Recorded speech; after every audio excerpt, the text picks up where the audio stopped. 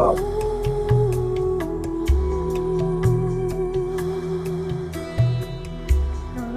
hello. Oh, Alondra, it's so good to see some familiar faces in here. Amy, well, Antonia. Hi, darling. Oh, it's so good to be here with you all. I'm gonna give you a moment, and those that'll be joining us, just a brief moment to join.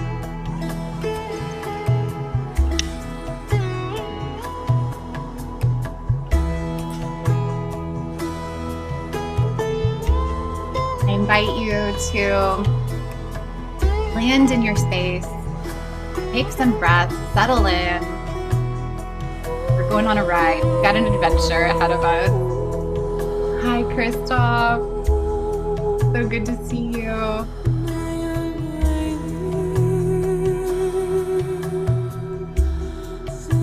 So good to be here with you guys.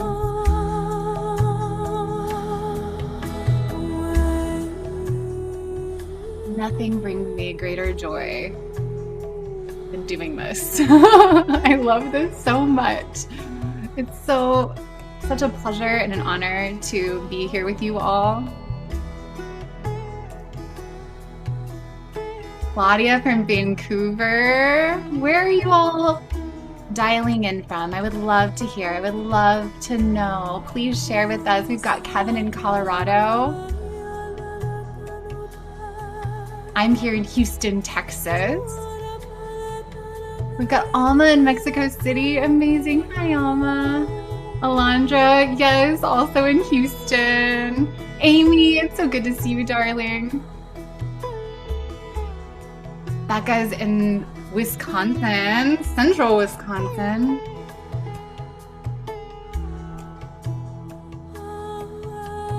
We had around 220 people register for this experience. So there will be a lot of beautiful angels. I know it's a full moon today. You have so many things, I'm sure, that you could be doing with your time. Full moon ceremonies. And you are here. And it's such an honor. It's a pleasure to have you here. Dana in North County, San Diego. Brian in Jacksonville, Florida. Monica also and we've got Massachusetts. We've got the whole North America, South, a little bit into South America, Canada. I mean, we've got all of the Americas represented here today. Oh, Mike Perlin is joining the room. Thank you for your patience. It usually takes people a few minutes to arrive here.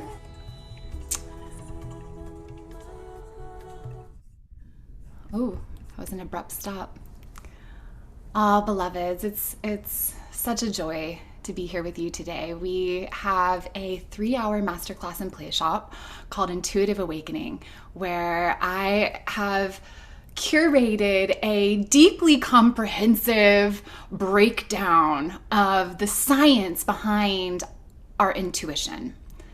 These psychic skills, the paranormal, or what I like to call our superhuman superpowers that all of us have access to. It's just a matter of learning and training and just becoming radically aware of how we can cultivate this skill. So I'm thrilled to have you guys here. And again, I shared this, nothing brings me more joy than to do just this.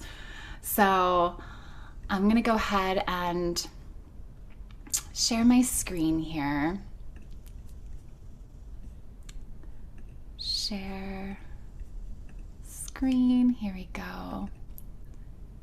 Oh, it brought your faces down here. Give me a moment so I can see you over here. I've got 2 computer screens going today. I'm sitting on the ground because I have a standing desk that is being delivered, but it's not gonna get here till tomorrow. So I quite like this. I've got my meditation cushions. I feel quite comfy, and I'm excited to drop in with you guys. This is actually quite perfect because really what we're doing is a form of meditation, quieting of the mind so that we can tune into the subtle energy around us and receive and perceive information from our higher self, our soul, the unlimited part of us that is non-local meaning outside of time and space, that can see and perceive and have access to future timelines and can guide us and help make our lives so much easier.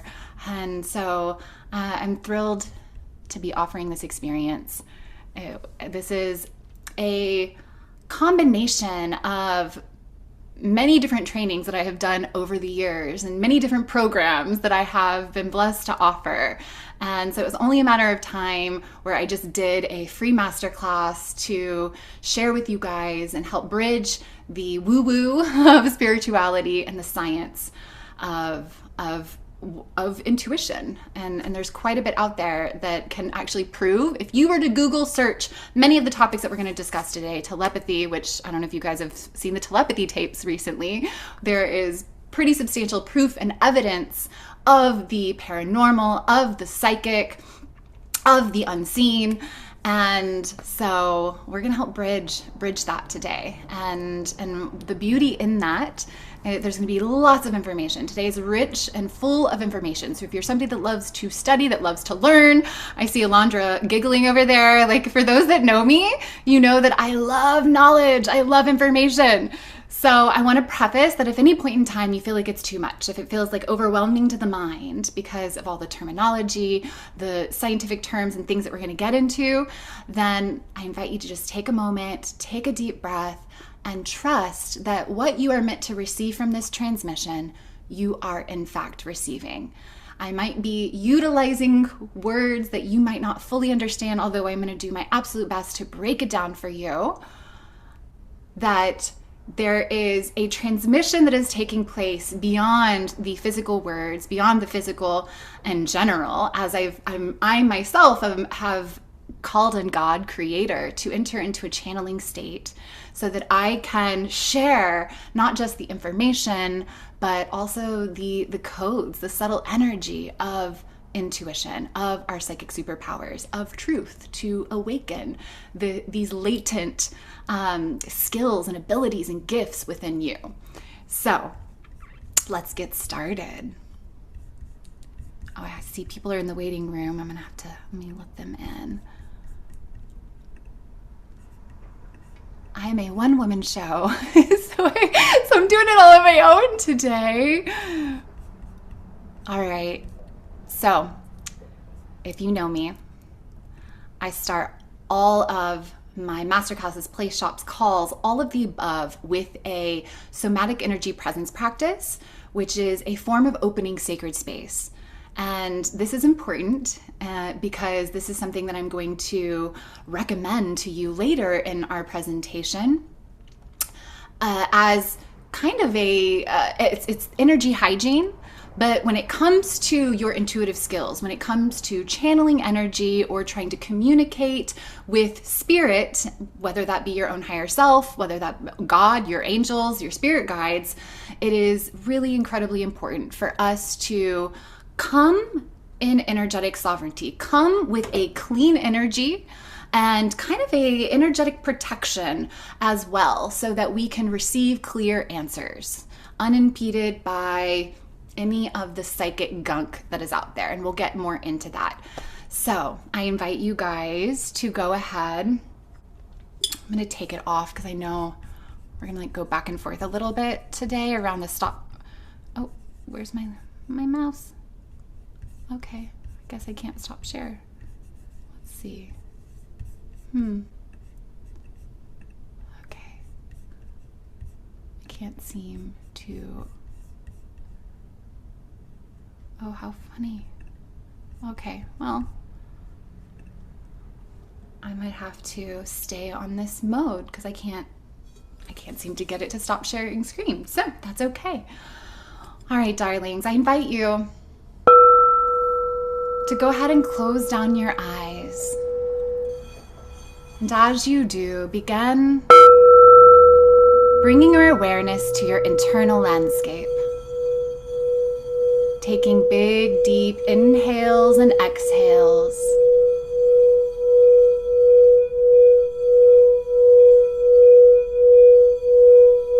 presence yourself in this now moment.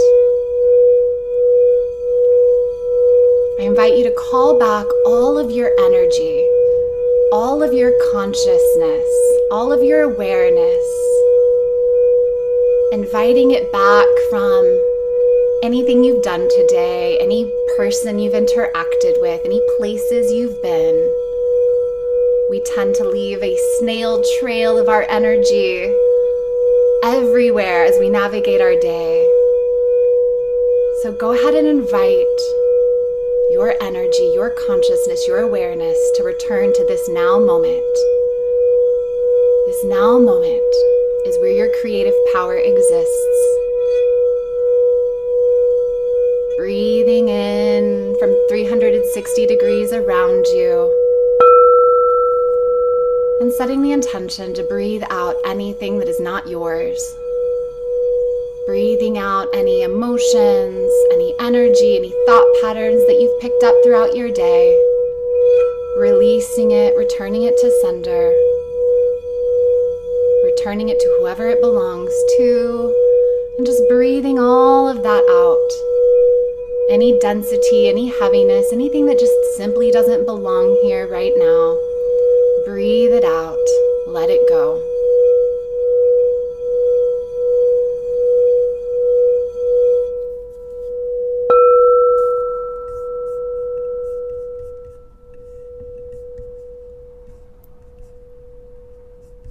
I'm going to bring on some music to support so I can fully drop in with you guys.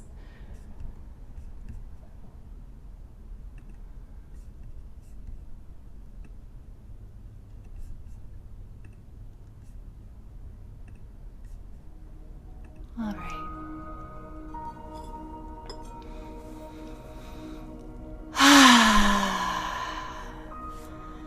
Let's take some deep inhales together. And I invite you to open your mouth, part your lips, and make a sigh or a tone on the way out. Big, deep inhale. And exhale. Inhale. And exhale. One more. Big inhale. And exhale.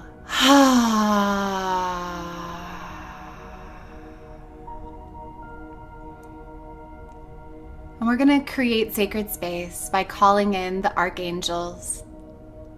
We're going to call in the archangels of the horizontal plane to begin gridding and activating the space around us, creating a sacred container of protection and safety for us to work within today. Calling in the east, Archangel Raphael. Raphael is of the emerald green ray. So invite in this energy, this light, this fire into your room, into your space, and breathe it into the multidimensional layers of your light body. Allowing this energy to cleanse, clear, and purify your energy field. To cleanse, clear, and purify your mind, your thoughts.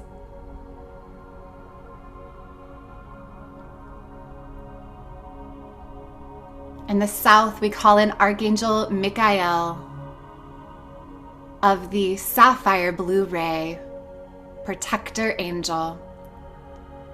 I invite you to feel this angel, this energy, this presence as it enters your space. Breathing in this light, this sapphire blue light, fire, and allowing it to cleanse, clear, and purify your energy field. In the west, we call in Archangel Gabriel. The energy or light is diamond white. And breathe in this energy into your light body. Breathe it into your emotional body, cleansing, clearing your emotions. And finally in the north, we call in Archangel Uriel. The color of this archangel is ruby red. Feel this angel as it enters the space. And just breathe in this ruby red energy. Again, welcoming it into your different layers of your mental body, emotional body, physical body, and spiritual body. Inviting in deeper presence. Be here now. Calling back all of your energy from the past, from the future, from any people, places, things, realities, dimensions. Feel your energy as it becomes collected.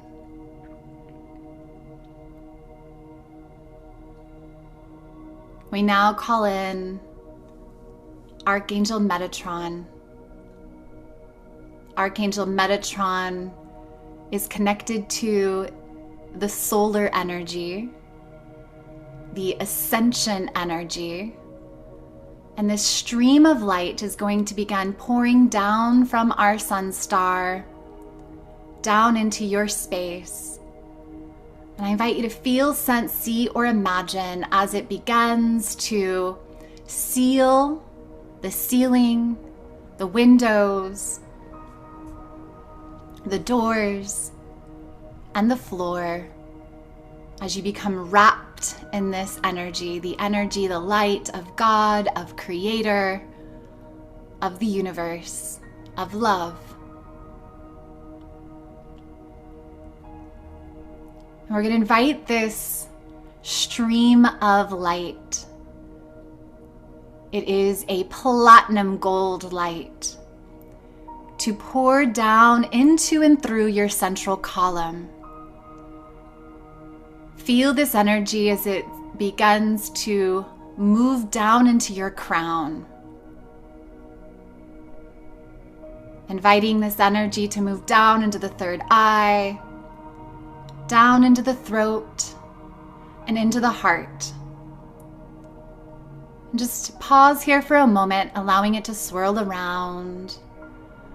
And go ahead and invite your heart to open. Invite your heart to open. Feeling the energy of unconditional love permeate every cell of your being.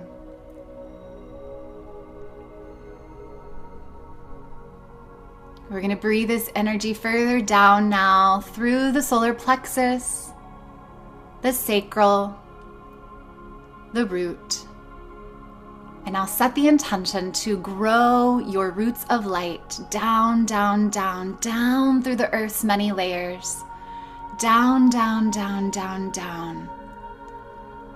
Feel, sense, see yourself, your grounding cord, landing in the center of Gaia. And set the intention to ground, to anchor into the heart of Mother Earth. And as you do, perhaps you feel a little tug on your root. Just allow yourself to feel held, to feel supported underneath you. Feeling protected, feeling safe, coming even deeper into your body. More present, more connected.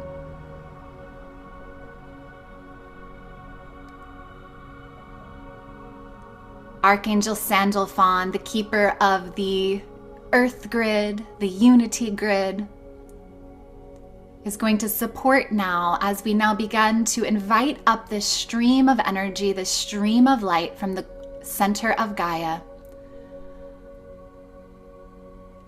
Kind of sipping it like a straw. Sip up this rainbow stream of energy, inviting it up, up, up. Your roots, your grounding cord, up, up, up, until you feel it as it enters the feet, moves up the legs, into the hips, Feel it simultaneously come up into and through the root chakra, into the the sacral, and then the solar plexus, and then into the heart. And allow these two streams of light from heaven and earth to come together in your heart space, bringing together all separation, all polarity, all duality into unity, into love.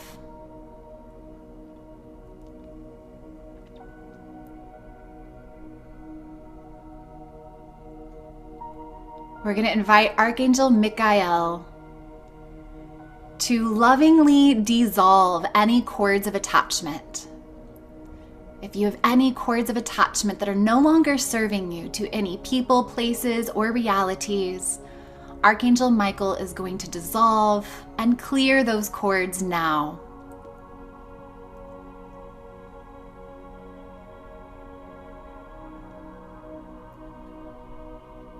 We are supporting you and just coming into energetic sovereignty, meaning you're going to feel your own feelings. Think your own thoughts, no one else's but your own.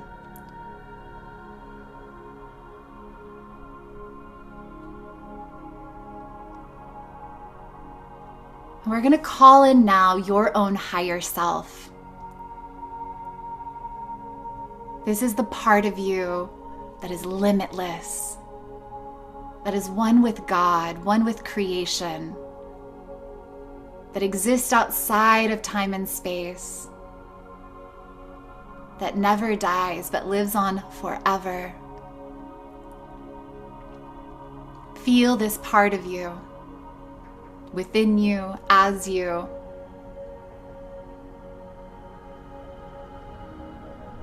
We're going to call in your spirit guides, your divine team, enlightened spirit, elemental beings, spirit animals, angels, ancestors of pure light and love to be here with you now.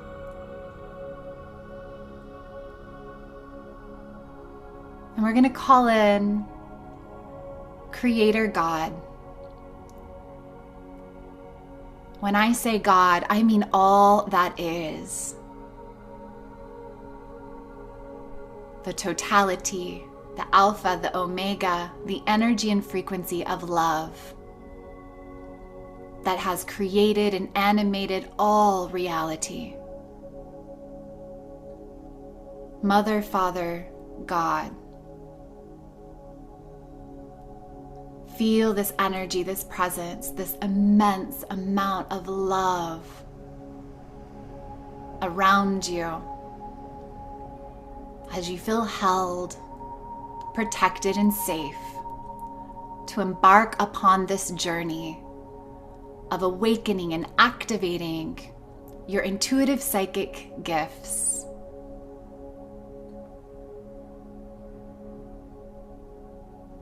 We dedicate and consecrate this space to unity, to love, to truth.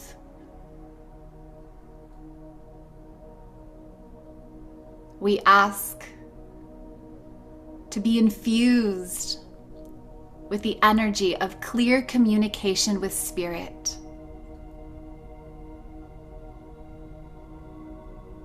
I invite each of you now to set a clear and personal and empowered intention and place it inside your heart. Perhaps you feel called to speak it out loud. What is it that you wish to experience? How do you wish to expand and grow your intuition? What do you want to get out of this workshop today?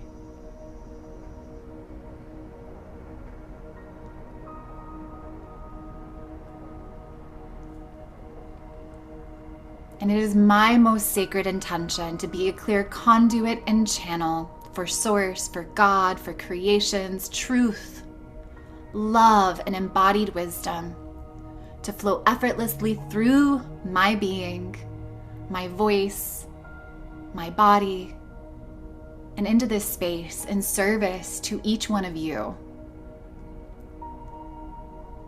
in service to your healing journey, in service to your evolutionary journey, in service to your ascension.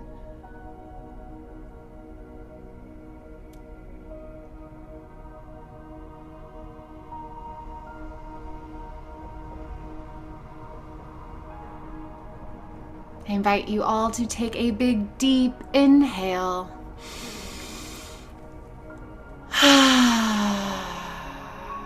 And exhale. And setting the intention to come back into the body fully and completely.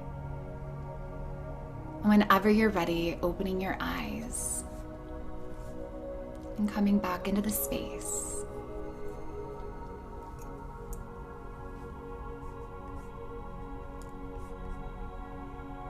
How do you feel?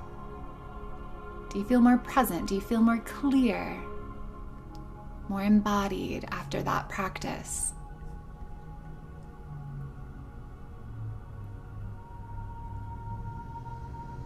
Oh, sweet souls, it's so good to be here with you. I'm going to go ahead and bring this music down, and I hope your mind is clear, because we're going to fill it now with so much beautiful information. And I pray and hope that you guys are excited about this type of gnosis as I am, because I really do love information, knowledge, wisdom, because it really is empowering. It empowers us to make choices and decisions that are in the highest alignment with our soul path, with our dreams, our soul mission, with what it is that we are here to birth, create, do in this life. Why develop your intuitive intelligence? Why? So the intuition is the language of the divine. It's the language of the universe. It's a universal language, the language of energy. It is the language of your higher self, your soul self. It's the language of the angels, spirit guides, God. All of them communicate through energy. It is also the language of your soul's navigation system. Your intuition is what is steering you at all times towards the best course of action, the best decisions for your life.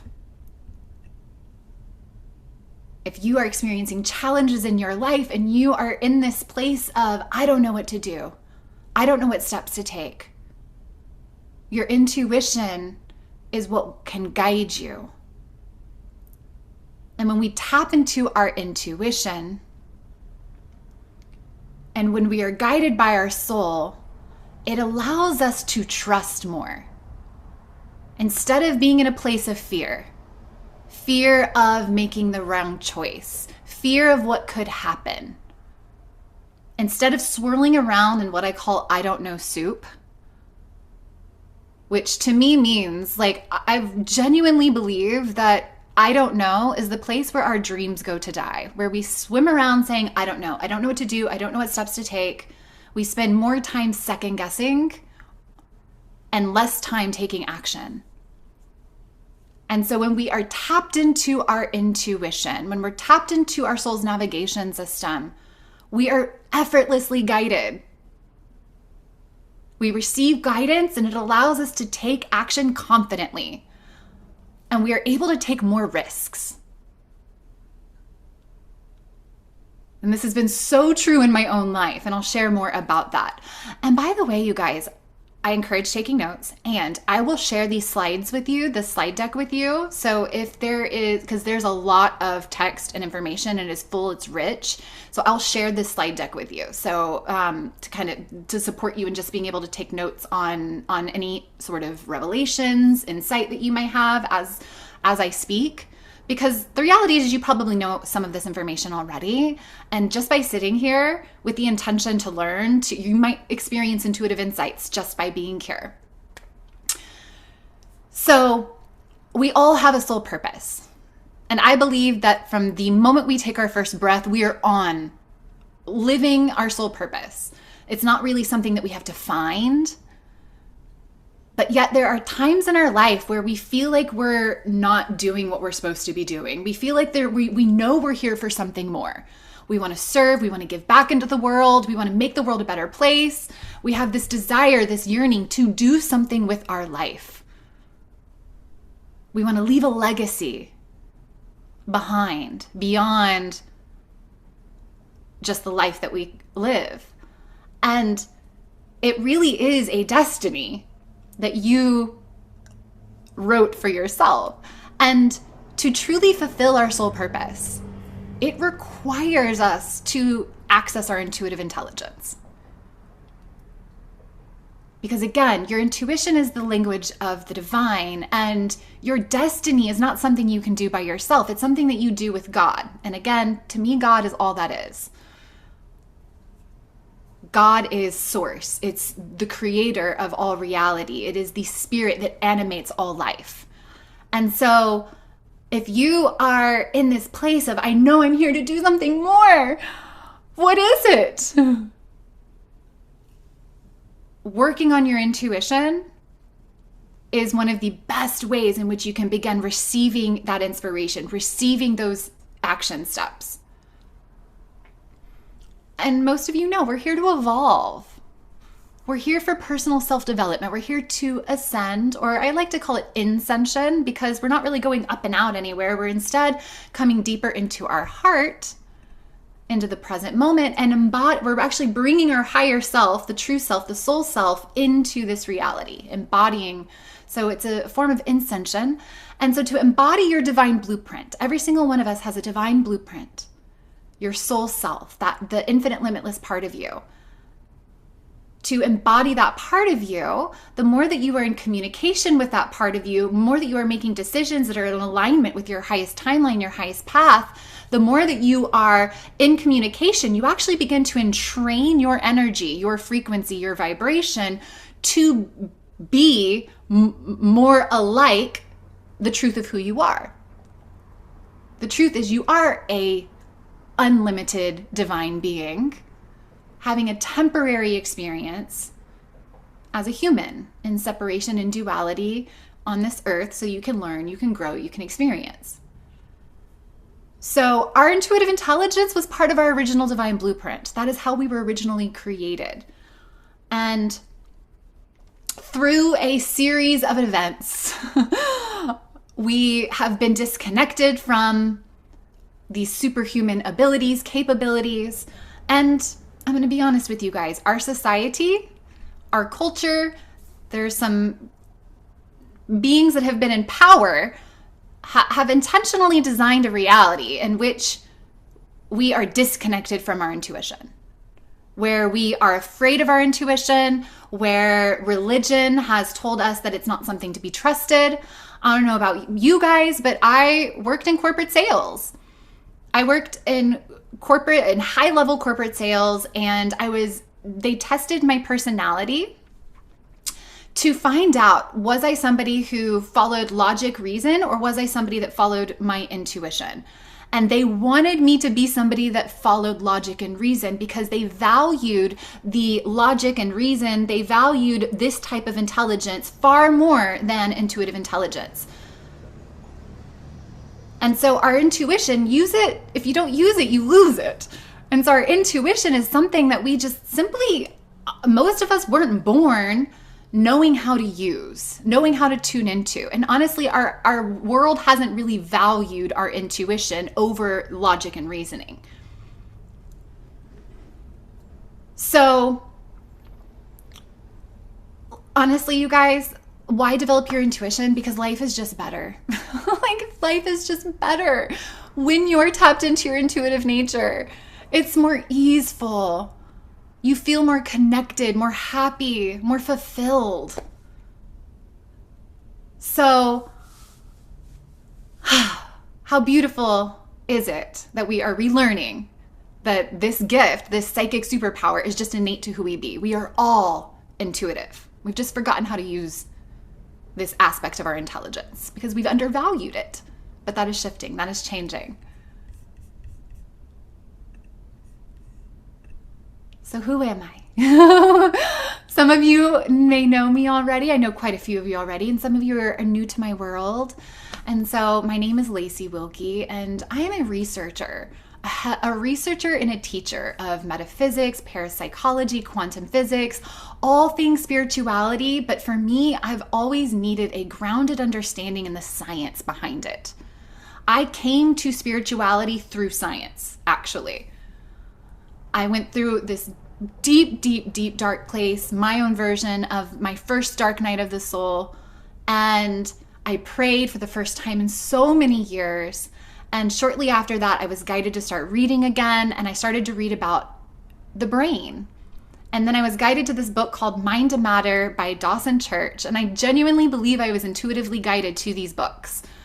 And I opened this book, and all of a sudden it started to shatter every held paradigm that I had. Every paradigm, every foundational paradigm that I had about reality. It was like pulling the rug out from underneath my feet. And I was like, oh my gosh, I have no idea how this world works. I thought I had it all figured out. And little did I know, we've kind of been lied to. I'm just going to say it, we've been lied to. So here I am recognizing that I have to go and seek and search and find the truth on my own. So I found all of this esoteric information, knowledge, and wisdom, and then I found that it was also rooted in science.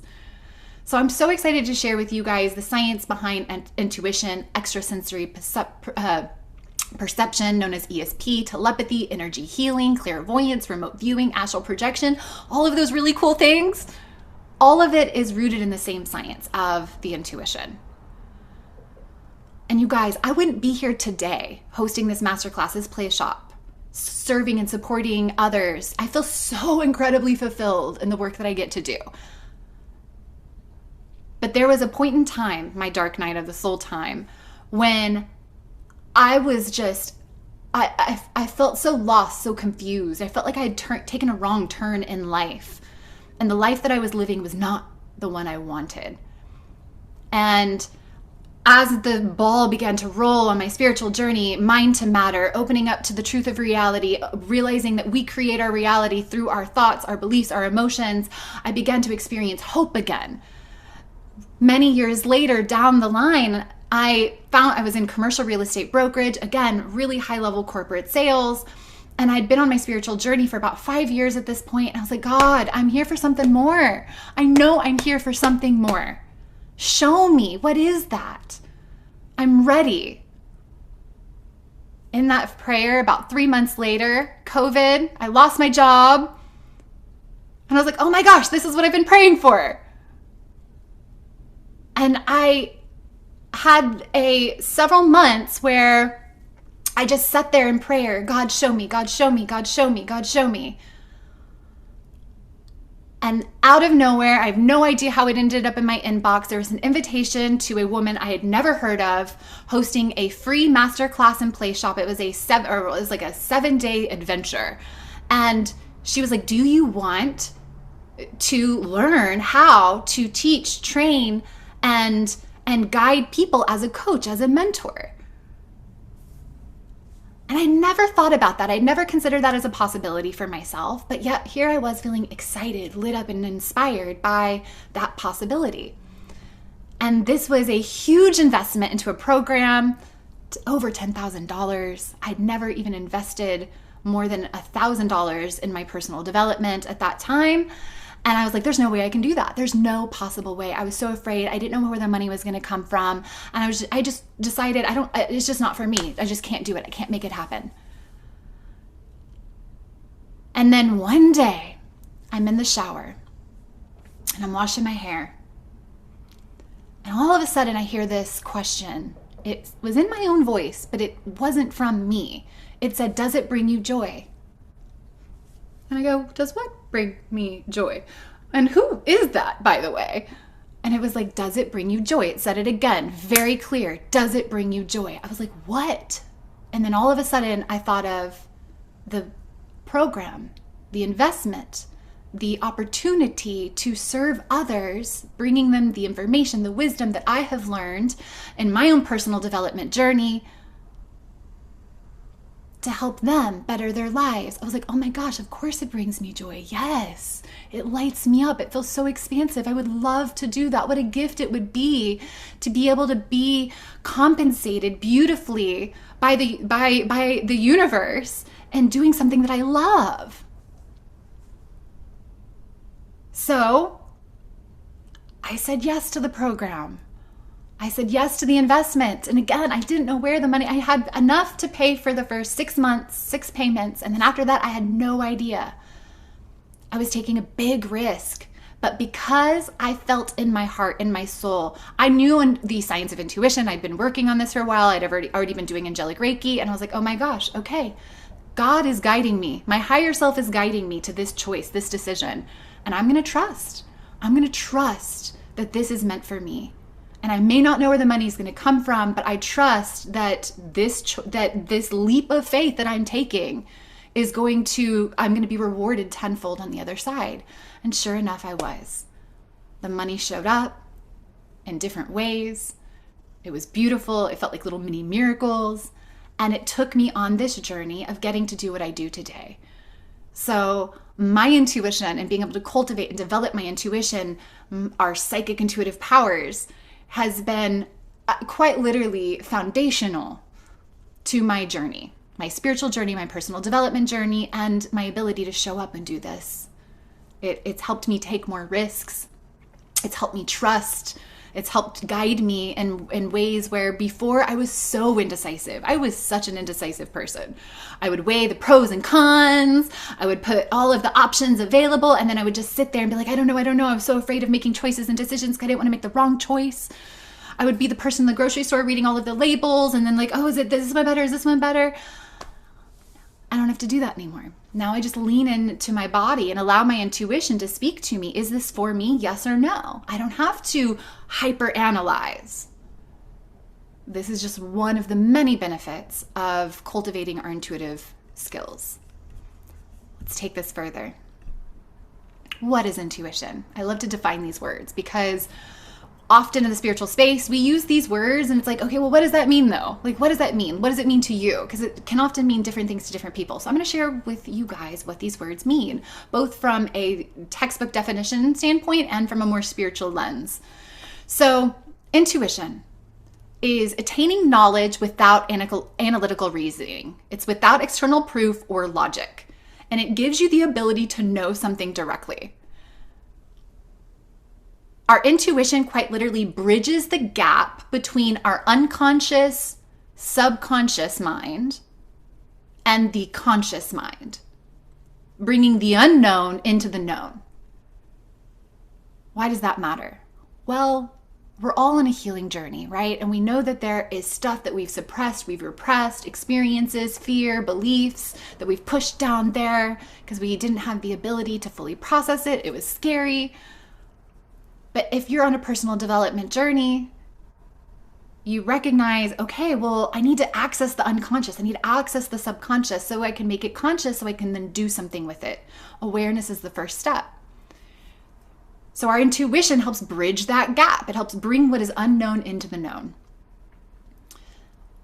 Also, it helps bridge the gap between our local 3D human consciousness and our non-local higher dimensional consciousness.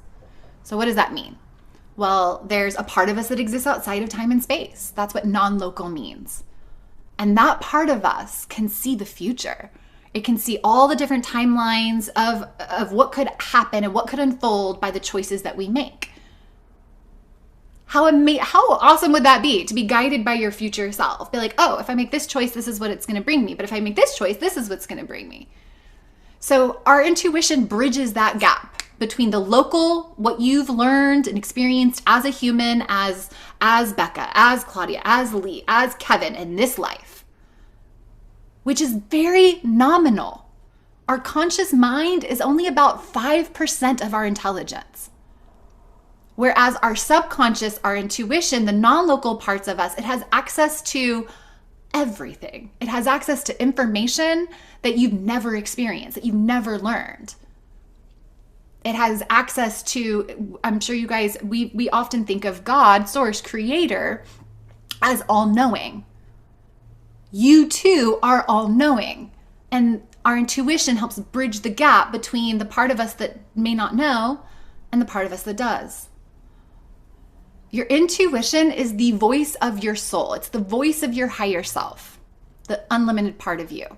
And it's always communicating with you through your heart, through your body's subtle energy field. And your body's subtle energy field is also known as the light body, the auric body. I'm sure you guys have heard of the aura. So it's always communicating to you. And our intuitive intelligence is a little bit more of a refined version of intuition. Our intuition just happens, it's an emergent property, means it happens just as you're living throughout your day. You'll just have this intuitive insight, this intuitive hit will come through. Whereas your intuitive intelligence, and this is a phrase coined by, there's actually an Intuitive Intelligence Institute, Dr. Ritchie, Jane Addams. She's really quite incredible. Her whole entire body of work, she's coined this intuitive intelligence phrase. And she says that this is the intuition that comes from your connection to the quantum field, the source field, or God consciousness. And that this is an active or participatory type of intuition, meaning you're intentionally accessing specific information by placing your attention on what it is that you wish to receive. And this often requires training. And we're going to do a little bit of that here today. So our intuition it comes through in so many different ways. Sometimes it's a sudden inner yes or no, a gut feeling or a subtle nudge, or sometimes we just know something. And it's your internal compass guiding you to alignment, truth, growth. Let's go a little deeper now, because I've used these words quite a bit in the marketing materials, and I've spoken these words. And so I just want you guys to understand what these words mean. So psychic comes from the Latin word well, I'm so bad with these Latin words. Psychicus, which means of the mind or of the soul. So the psychic abilities are related to the non-physical realms of awareness or supernatural forces. And our intuitive insight, it's our intuitive insight that we get through our extrasensory perception, meaning outside of our physical senses. So it refers to energies, impressions, or experiences that are received through the inner senses, some often called our sixth sense, but there's more than just one, rather than the external rational mind. So our psychic abilities can be innate or they can be developed. They flow through the same channel as the intuition, and they help, again, bridge the soul, the higher aspects of our being with our human self.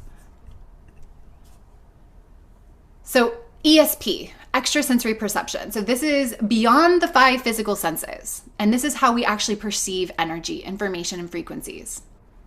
And this is, again, the mechanism by which God, your soul, spirit guides, angels, and even other interdimensional beings communicate with you.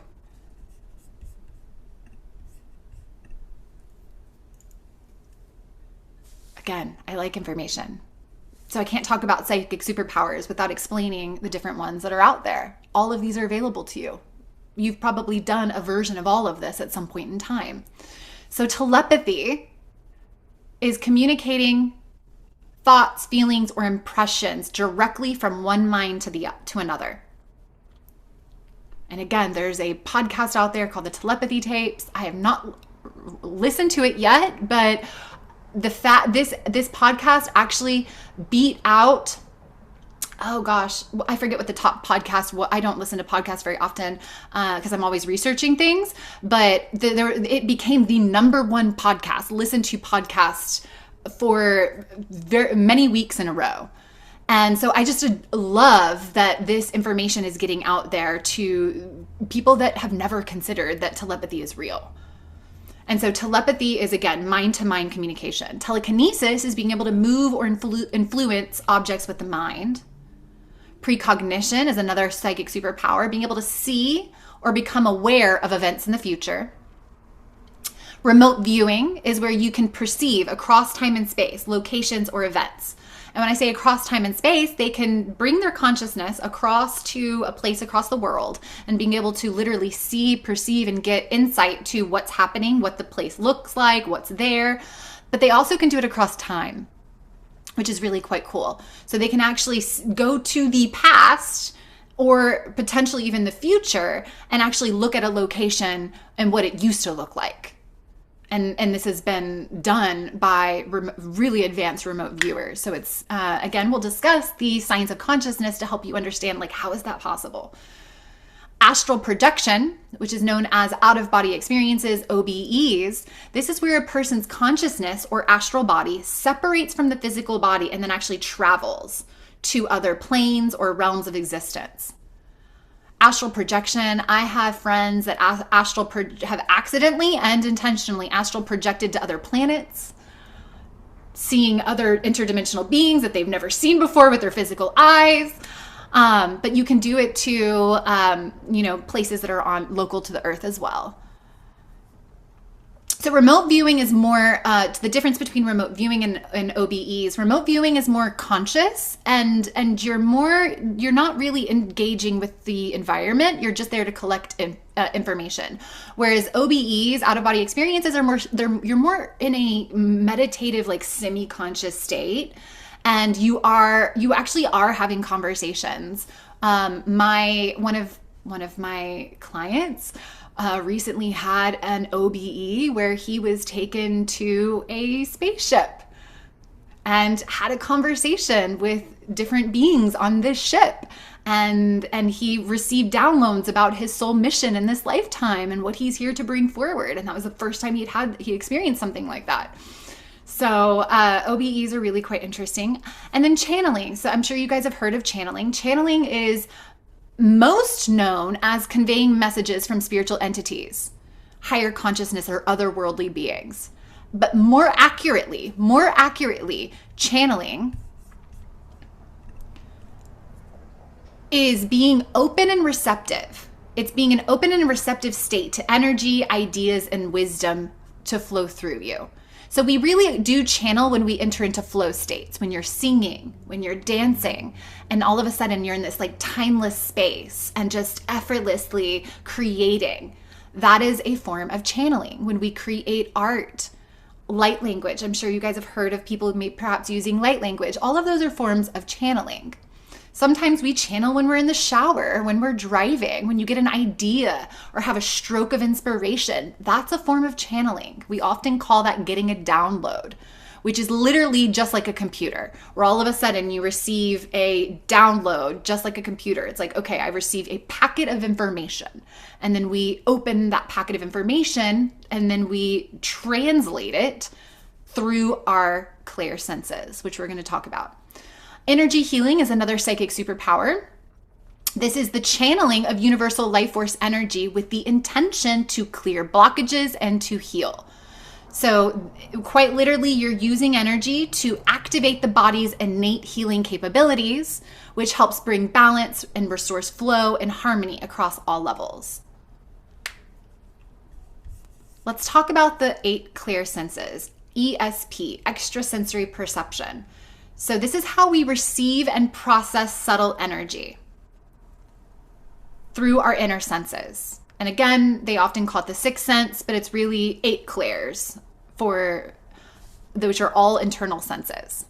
So this is the many ways in which we access information and we communicate with the universe. And I want you to tune in and just notice which one resonates with you the most.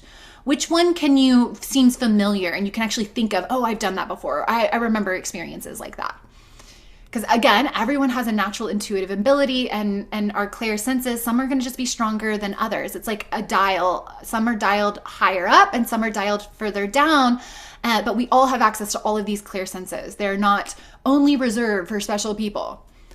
So clairvoyance is clear seeing. And this seeing is not done with our physical eyes. It's done in the mind's eye, or it can be done somewhat with the physical eyes. My clairvoyance is with my eyes open. I used to have this idea that clear seeing, clairvoyance, meant that I was going to see like a movie in my mind. And what I've learned over the years is that's simply not true. Clairvoyance is often one of the coolest ones where everyone's like, ooh, I want to open my third eye. I want to open my third eye. But I'm going to be honest with you guys, it's one of the least common. And often you are seeing, we just have expectations of how that looks. So for me, I used to think I'm not clairvoyant. I don't see things in my mind's eye. And then I realized I am very clairvoyant.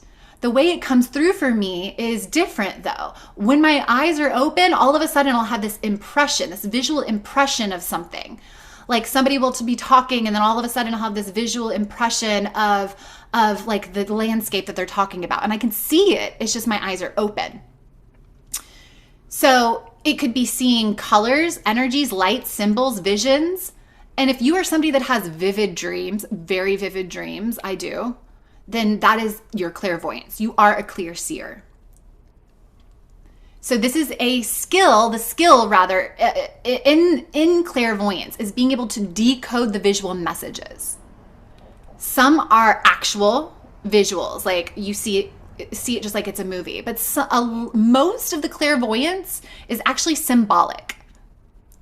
An example of that might be your guides show you an image of water. And you're like, okay, well, what is that? Is that a place, an actual place? They're like, no. They're trying to convey a message to you that move like water, flow like water. So it's not literal, like you need to drink water. It's more symbolic. Again, most of us seem to think, oh, I want to open my third eye and I want to see things, right? Where what I have been told by my guides is that clairvoyance actually leaves a lot of room for misinterpretation, and that it's not actually the most advanced clair as we all tend to think. In fact, the most advanced is going to be your claircognizance, which we'll get to here in a moment. So clairaudience is clear hearing. This could be hearing words in your own voice or in another voice. Sometimes, and it doesn't have to be words either. It could be like you hear a bell or you hear a wall bang. So sometimes I will be upstairs and I'll be thinking about something and all of a sudden I hear a bang on the wall and there's no one here, like no one in the home.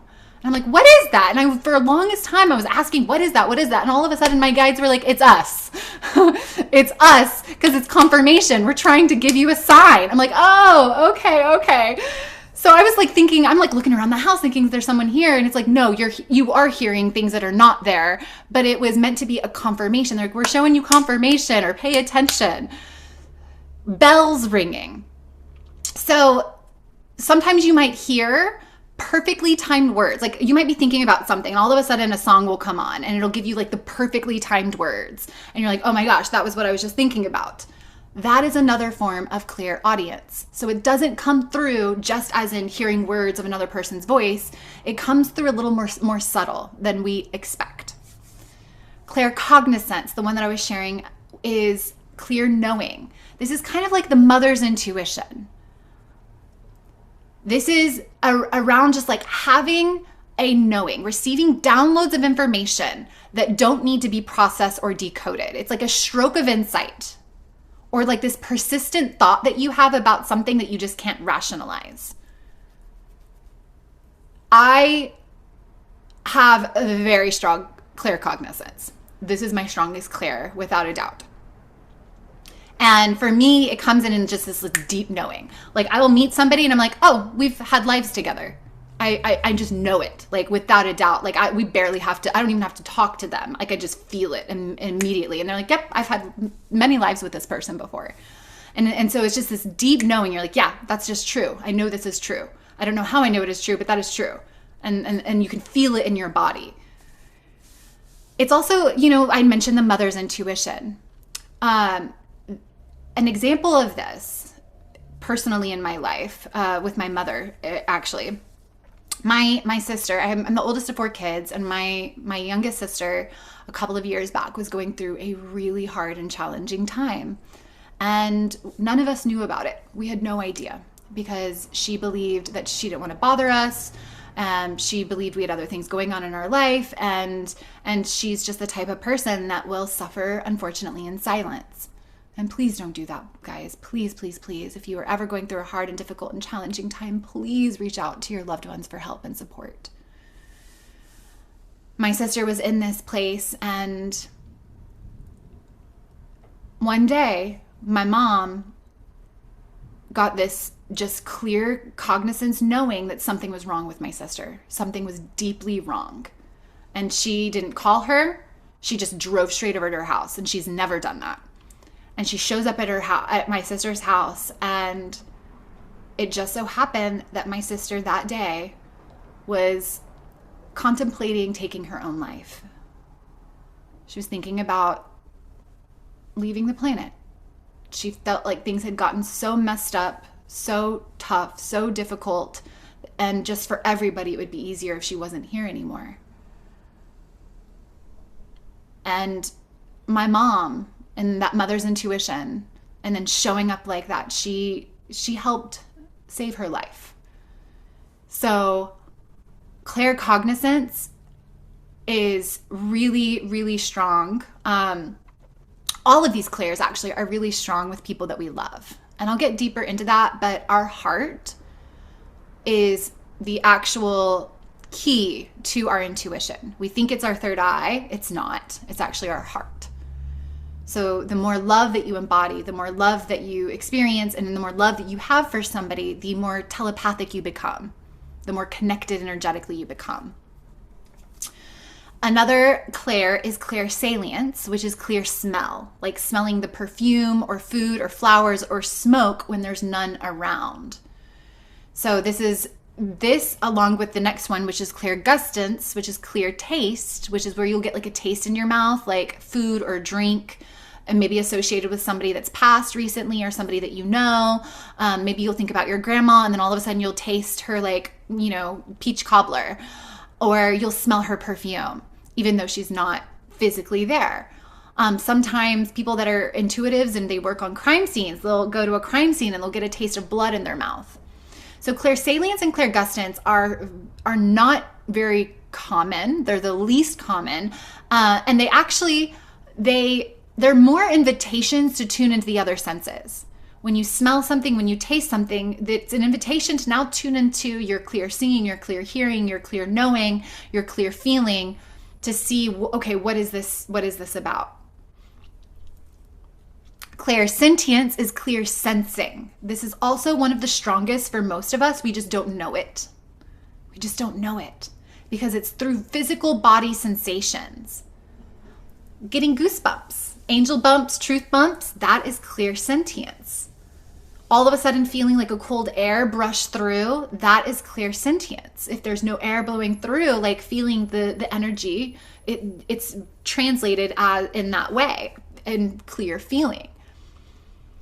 Sometimes when you just have a gut feeling, that is clairsentience. Those gut feelings are clairsentience. So it gut feeling is often, it can be both contraction, like, ooh, I shouldn't do that. Ooh, she shouldn't do that. Ooh, that's not good. Or it could be like, ooh, that's meant for me. I should go do that. That feels exciting. That feels expansive. Like, that feels good. So it can be either like, no, don't do that. That's not good. That's not for me. Or it can be expansive. Yes, that is for me. Clairsentience can also be feeling the pain of other people.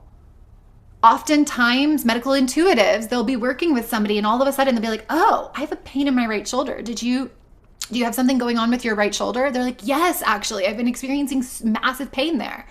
So when you feel the pain of others, when you're tuned into their energetic field. Clairempathy is clear feeling. So this is a different this is the feeling of emotions rather than sensations.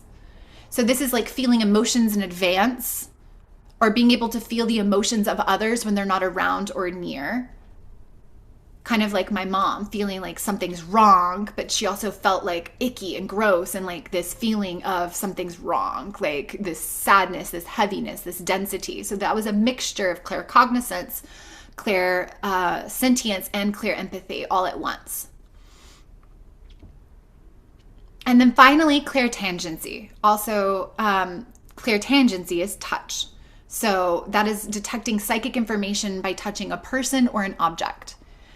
Oftentimes people can pick up something and when they hold it in their hands, they'll say, oh, they'll start to have visions of all the people that owned it before.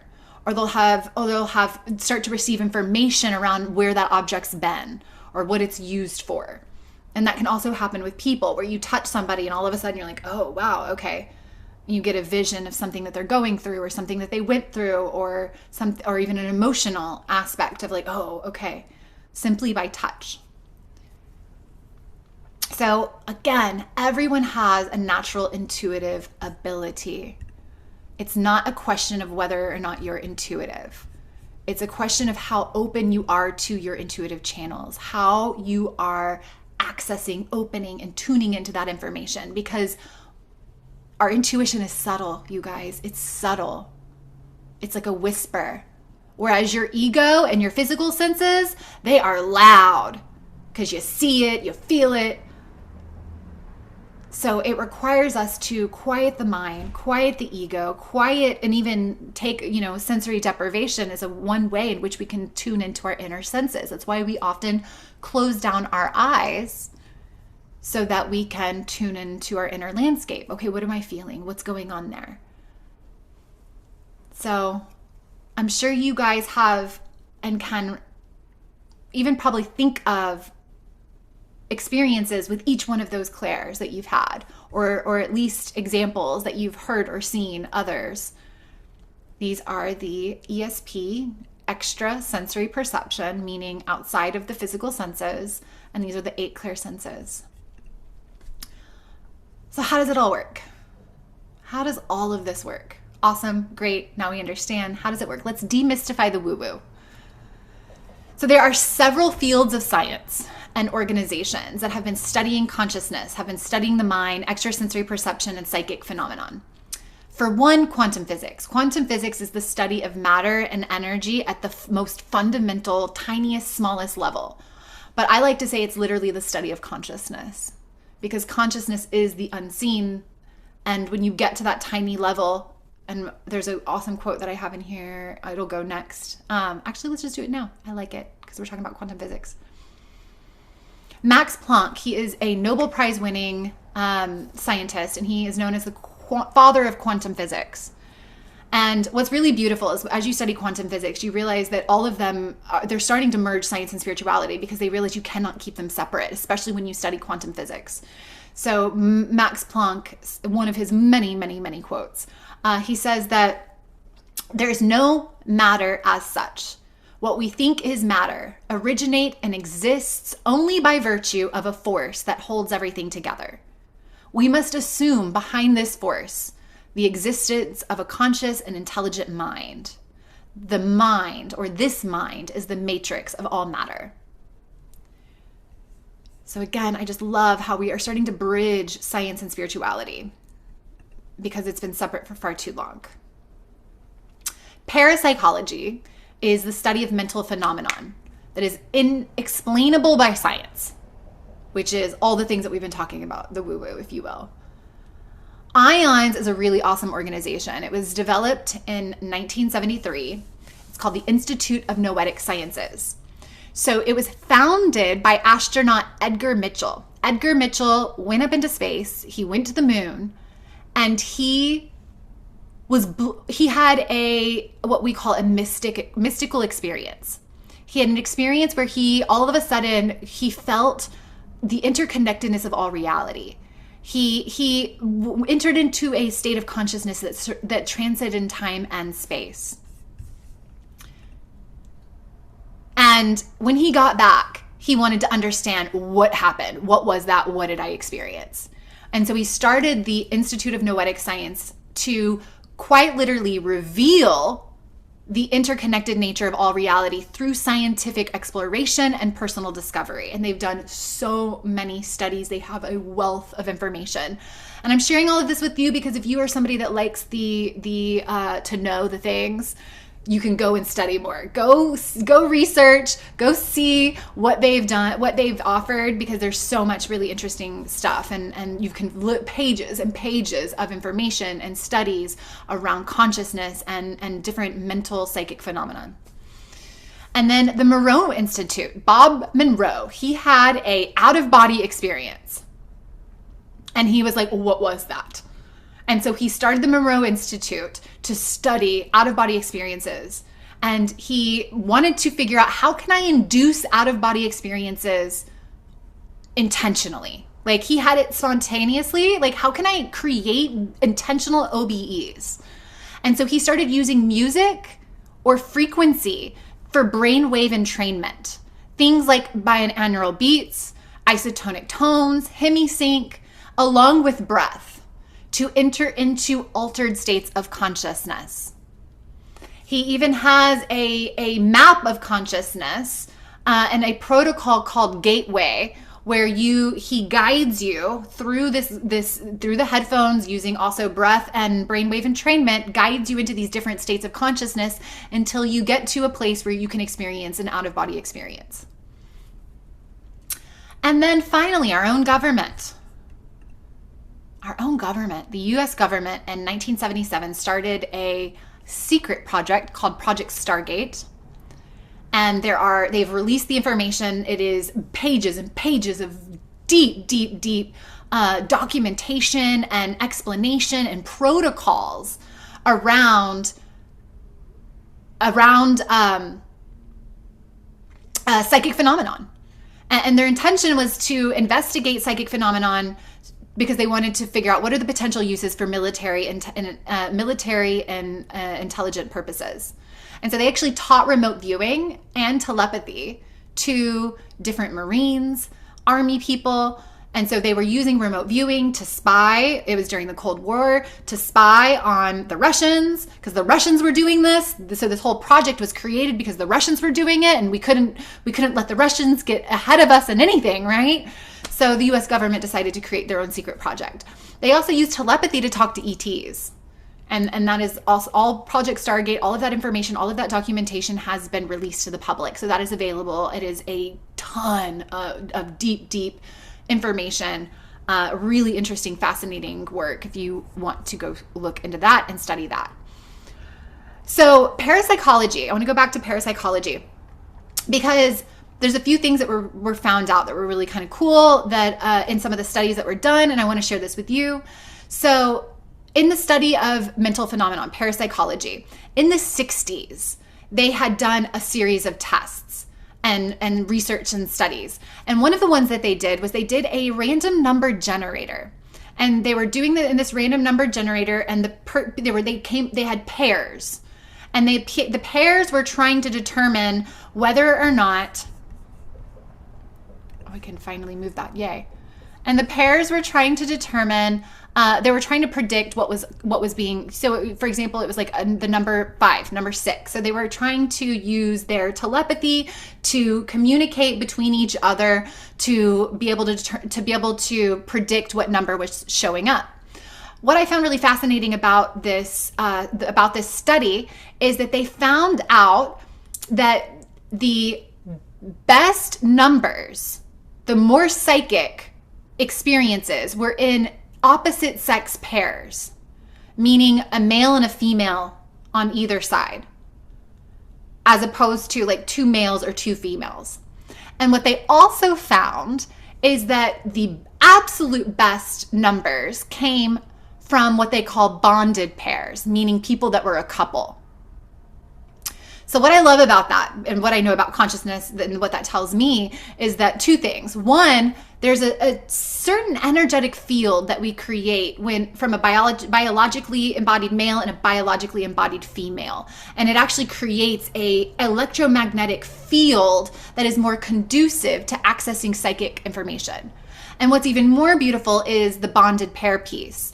And I think I'd already shared with you guys that our heart is actually the key to our intuition. It's the key to our psychic abilities. So the more open your heart is, the more psychic you become. So yes, it makes so much sense that telepathically bonded pairs, people that loved one another and had an emotional connection to each other, were more telepathic, more psychic. What they also found out is we all release biophotons. Around 10 per, I think, millisecond. So we're always releasing these biophotons. These biophotons are not perceivable by the physical senses. And what they found out is that healers, people that used healing energy from their hands, could emit far greater biophotons. They just simply by their intention. What they found out is that healing happens by sharing of biophotons, which photons is the particle of light. So literally, light is the transfer of information. It is the means, the modality of communication to transfer information. And that, again, they were able to measure with scientific tools how healers, specifically healers or people that did like Qigong, people that were advanced energy practitioners that learned how to channel and flow energy through their body with intention and love, they could emit massive amounts of biophotons. And it increased when they entered into altered states of consciousness. And so it's a really cool study, again, that we could actually scientifically prove that this is real. They might not fully understand the mechanism behind why this works, but I'm going to break it down for you here. So I just wanted to share that because I really love that. Another thing that I really appreciated is that, again, in all of these studies between IONS, Monroe Institute, parapsychology, they also recognize that there is an increase in psychic phenomenon when we either had our eyes closed, when we experienced sensory deprivation, or when there was music or tones, specific music and tones to help entrain the brain, or in IONS, they used to use, none of those. The parapsychology, in one of the studies, they used pink noise. I'm sure you guys have heard of white noise, but there is brown noise, pink noise, blue noise, all these different frequencies of color in sound. Pink noise was one of the frequencies that they would play to help them enter into altered states of consciousness more easily. So I want to just share all this information with you because all of this can empower you to set yourself up for success when you are wanting to channel information or connect to your higher self, or to just drop in deeper.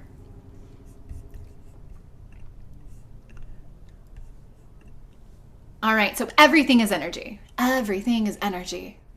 Quantum physics has proven this now.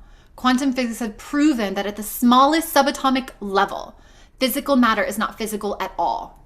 And that the building blocks of physical reality is actually meaning electric, magnetic energy. And so what we perceive as physical matter is just a holographic illusion of energy. In other words, it's light and sound slowed down to a vibrational frequency that it becomes visible to the human eye. Here is the electromagnetic spectrum. You can see here in this tiny little area, that is all that our physical eyes can perceive. And there is a whole lot more happening around us that we cannot perceive with our physical eyes.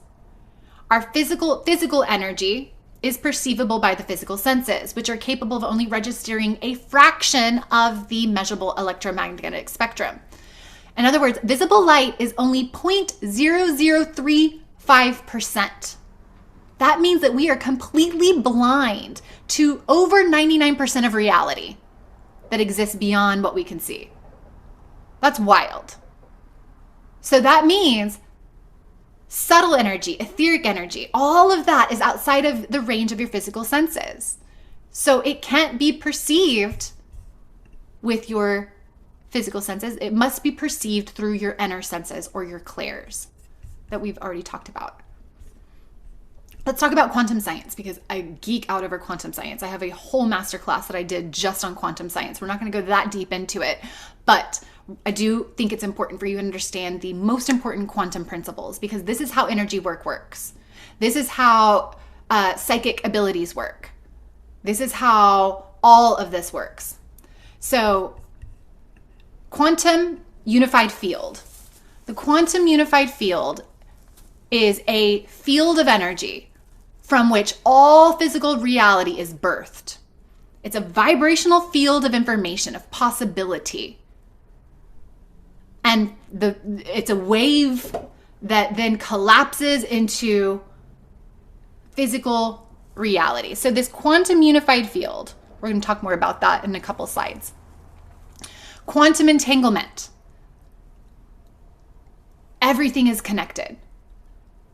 in the studies that they've done, when particles are connected, they instantaneously communicate with one another at any distance.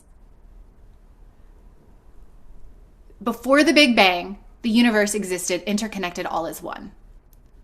And at the quantum level of our being, we are entangled with everything that exists. Non-locality, meaning instantaneous communication. One of the greatest minds, Albert Einstein, E equals mc squared, right? Nothing is faster than the speed of light. When quantumly entangled particles are separated, they communicate instantaneously. And because Albert Einstein didn't know what that was, he used to call it spooky action at a distance. Spooky action, because he was like, I don't know what that is. Nothing can be faster than the speed of light. So how is that true? How is that possible? Well, it turns out particles and consciousness are not limited by space-time. This is how we are able to send ourselves to another location in remote view. This is how we are able to instantaneously, telepathically communicate with somebody on the other side of the world. NASA actually did an experiment where they did a random, they actually used cards. So there was like a triangle, a red triangle, and a black square, and a yellow star. And they were sending information to the astronauts in the space station. And there was 0% like lag time. In other words, thought was sent instantaneously. And again, faster than the speed of light. We used to believe that there was nothing faster than the speed of light. Now we know differently. Also, the observer effect. I love this because it proves the mind to matter concept, that consciousness creates and manifests all matter. So particles behave as a wave until observed. And once observed, then they collapse into into actuality. So all reality exists as a probable possibility until consciousness collapses the wave function. So by focusing your consciousness, you can deliberately choose the reality that you want to observe to become manifested. I'm going to skip over a couple of these. Actually, I'm going to skip over all of those because I want to be mindful of the time that we have. But you'll receive those notes. It's just not as relative to what it is that we're talking about today. So let's talk about the old paradigm versus the new paradigm. The old paradigm is the Newtonian world. Isaac Newton believed that everything was separate. He only believed in physical matter. If I can't see it, it's not real. Almost.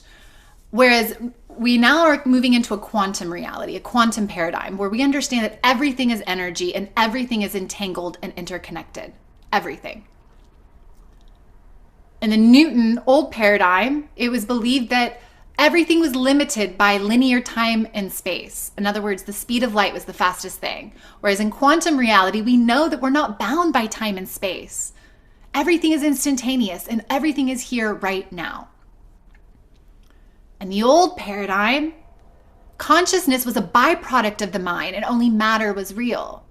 Whereas in our new quantum paradigm, consciousness influences matter. In fact, mind is what creates matter. Mind comes before matter.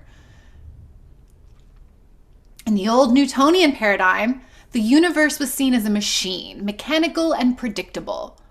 And in our quantum paradigm, the universe is seen as sentient, meaning it is conscious and it's participatory. We are participating in the evolution of our universe. In the old Newtonian paradigm, space was seen as nothingness. And the new quantum paradigm, we now know that space is full of unlimited possibilities. This is the 0 point energy. In the old Newtonian paradigm, we could only be in one place at a time, whereas in the quantum paradigm, we can be in multiple places at once. And finally, what I appreciate so very much, in the Newtonian paradigm, it was the separation of science, matter, and religion, spirit. And with quantum, we are bridging science and spirituality. You cannot keep them separate. We know that. Every quantum physicist out there is a believer in God and talks about the importance of mind and consciousness and creating and the reality that we experience. So again, everything is energy. And we know this from now a science understanding, but from a spiritual understanding, most of the world's ancient cultures actually have an equivalent word to describe that subtle energy, this life force energy of the universe that is quite literally animating and breathing all life into existence. In Christianity, it's called spirit, the Holy Spirit. And this energy is the energy of life itself. It's a balance of yin and yang, which is masculine and feminine, positive and negative, which is electromagnetic. Electric is outwards, and magnetic is inwards. It pulls in. And all this push, this pull, this yin, this yang, this positive, this negative, it flows through everything in creation. So in the ancient Indian traditions, the yogic philosophies, this universal life-giving force is also known as the breath of life, or prana. And this is foundational within the Hindu, Ayurvedic, Hatha, Kundalini, and Tantric yogic traditions. And prana flows through these energy channels similar to the nervous system called nadis. And there are around 72,000 nadis throughout the body, which intersect at this central channel, known as the sushumna, at the chakra wheels. So these are 7 chakras: the root, the sacral, solar plexus, heart, throat, third eye, and crown. And then on one side, there's the Ida nadi and the Pingala nadi, which is the yin and yang, the masculine and feminine. And the two cross over at each chakra until they reach the crown, the pineal gland. So this is one layer of our energy body, our light body.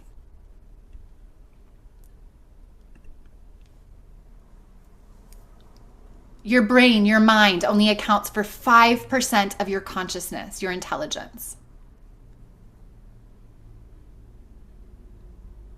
The pineal gland, or the third eye, this helps you access. See, these are your intuitive centers. The intuitive centers and your kind of the energy centers in which you're accessing your intuition. Outside of, it's the layers of your energy body, and this is the more internal energy centers, intuitive centers. So again, your pineal gland, the third eye, it accesses higher realities, realms and energies coming into the planet. So these are more cosmic energies. This is the astral plane. This is information from your spirit guides, your guardian angels. All spirit that is not you, like your higher self, is communicating to you through your pineal gland, your third eye. Your pineal gland acts as a receiver and a transmitter of subtle energetic frequencies. And it transduces these higher dimensional frequencies, meaning it translates these frequencies into signals and a language that your brain can understand.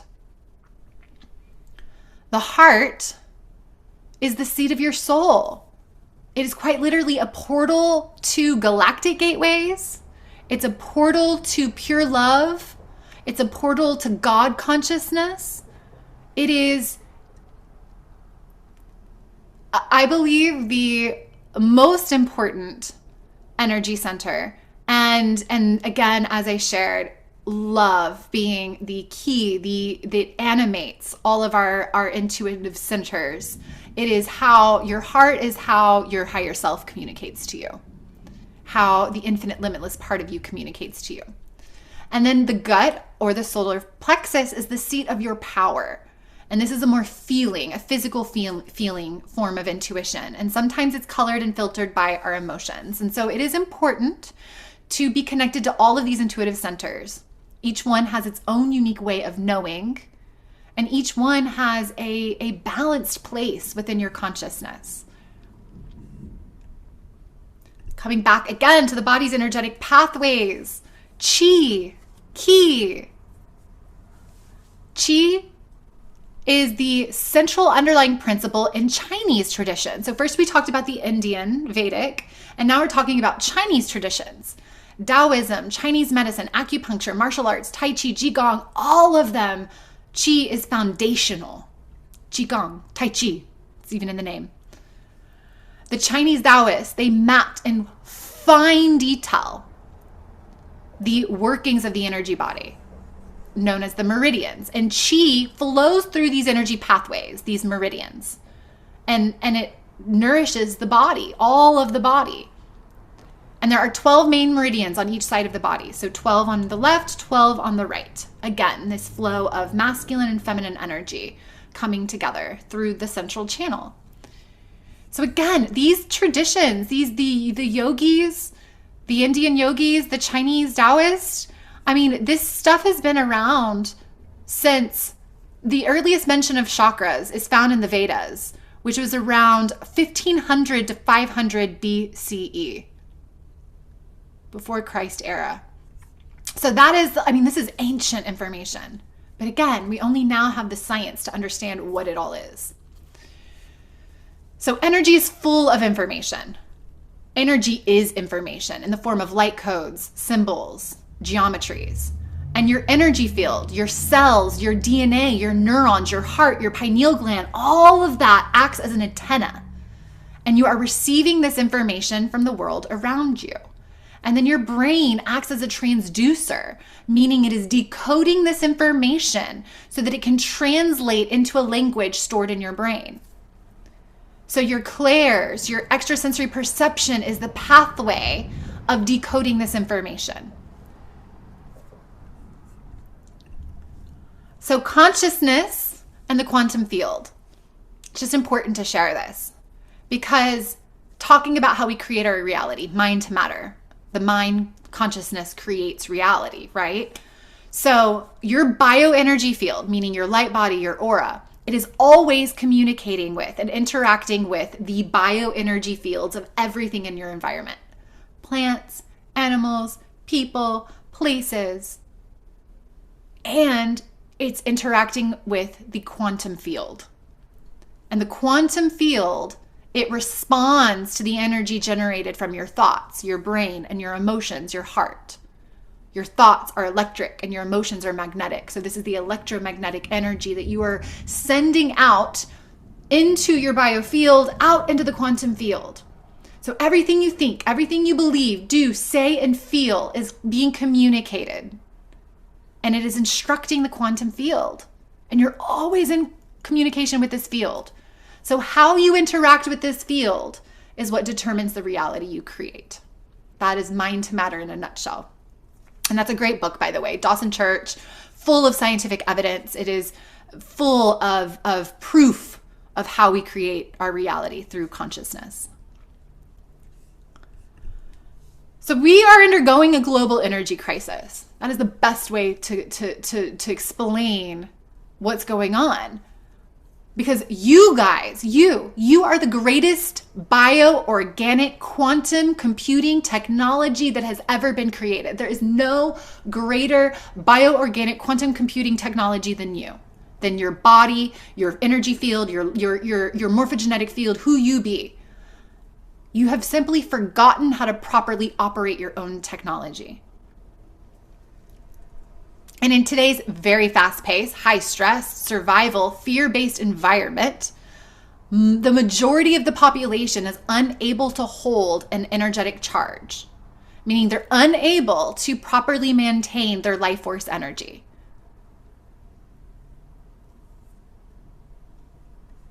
So what can you do? What can you do about it? Well, practices. There are a ton of practices out there that you can lean into to help increase your energy frequency and vibration. For one, meditation. Meditation's incredible at quieting the mind, which allows you to tune into the subtle energy and actually hear it. It helps you tap into these higher states of consciousness where you are receiving massive amounts of photons and energy,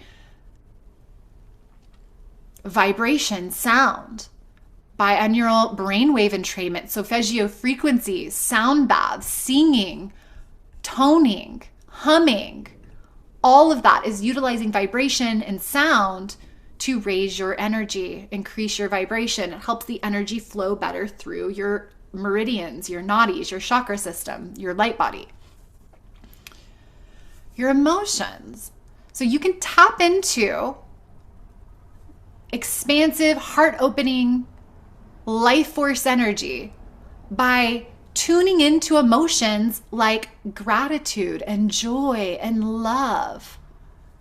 Slowing down and allowing yourself to really submerge yourself in the pleasure of life, the sensory pleasures. Slowing down and tasting your food.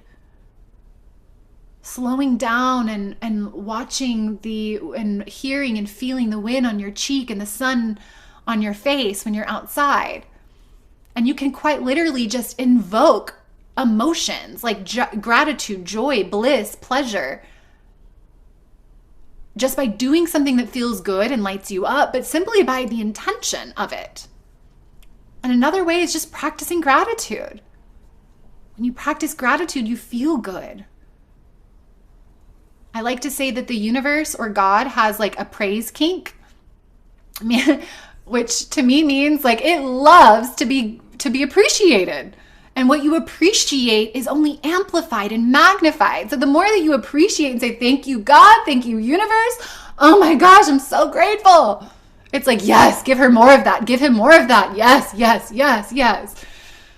So the more that you praise and appreciate, the more you receive. Other practices as it relates to the mind, positive affirmations.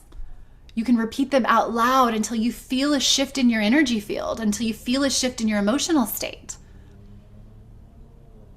I am powerful. I am loved. I am perfect. And it might not all feel true, but when you keep repeating it, then something in you does start to shift. And personally, the way I like to work with my affirmations is I like to tap with them. Tapping is a really powerful practice. It works with the energy meridians and the nadis, and it's like programming those beliefs into your field. Also, if you don't believe those things, it'll bring up the energetic blockages, and you're like, oh no, I'm not enough, I'm not worthy, or there was this one time this thing happened and I failed, and so there's no way I'm perfect because I'm a failure. And it'll bring that up, and you're actually clearing out that energy from your nervous system. You're clearing out that energy system from your meridians. So for me, I like to use tapping alongside. I call it practice stacking. It's like where you stack lots of things at once. Like I'll put on music, I'll close down my eyes, I'll start speaking affirmations, and I'll tap. So it's like all these things all at once. Prayer is actually a really powerful way to connect with the divine.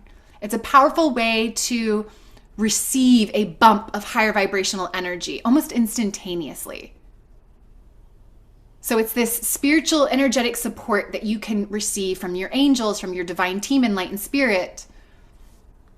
Prayer is a powerful way to just receive a little bump in your energy frequency and vibration. And I also want to come back to meditation, because I think that there's a misunderstanding around meditation. We often think that meditation has to be like sitting in the lotus position in silence, and that is not the only form of meditation. Meditation can be active. It can be painting, drawing, singing, playing an instrument, dancing, gardening, cooking. All of those are moving, active meditations. It can be a concentrative meditation like breath work or mantra or even candle gazing. It can also just be mindfulness, where you're just aware all throughout the day of your emotions, your thoughts, sensations, and sounds. Or it can be like a guided meditation where you're visualizing using imagery to intentionally direct your creative life force energy to the outcome that you want.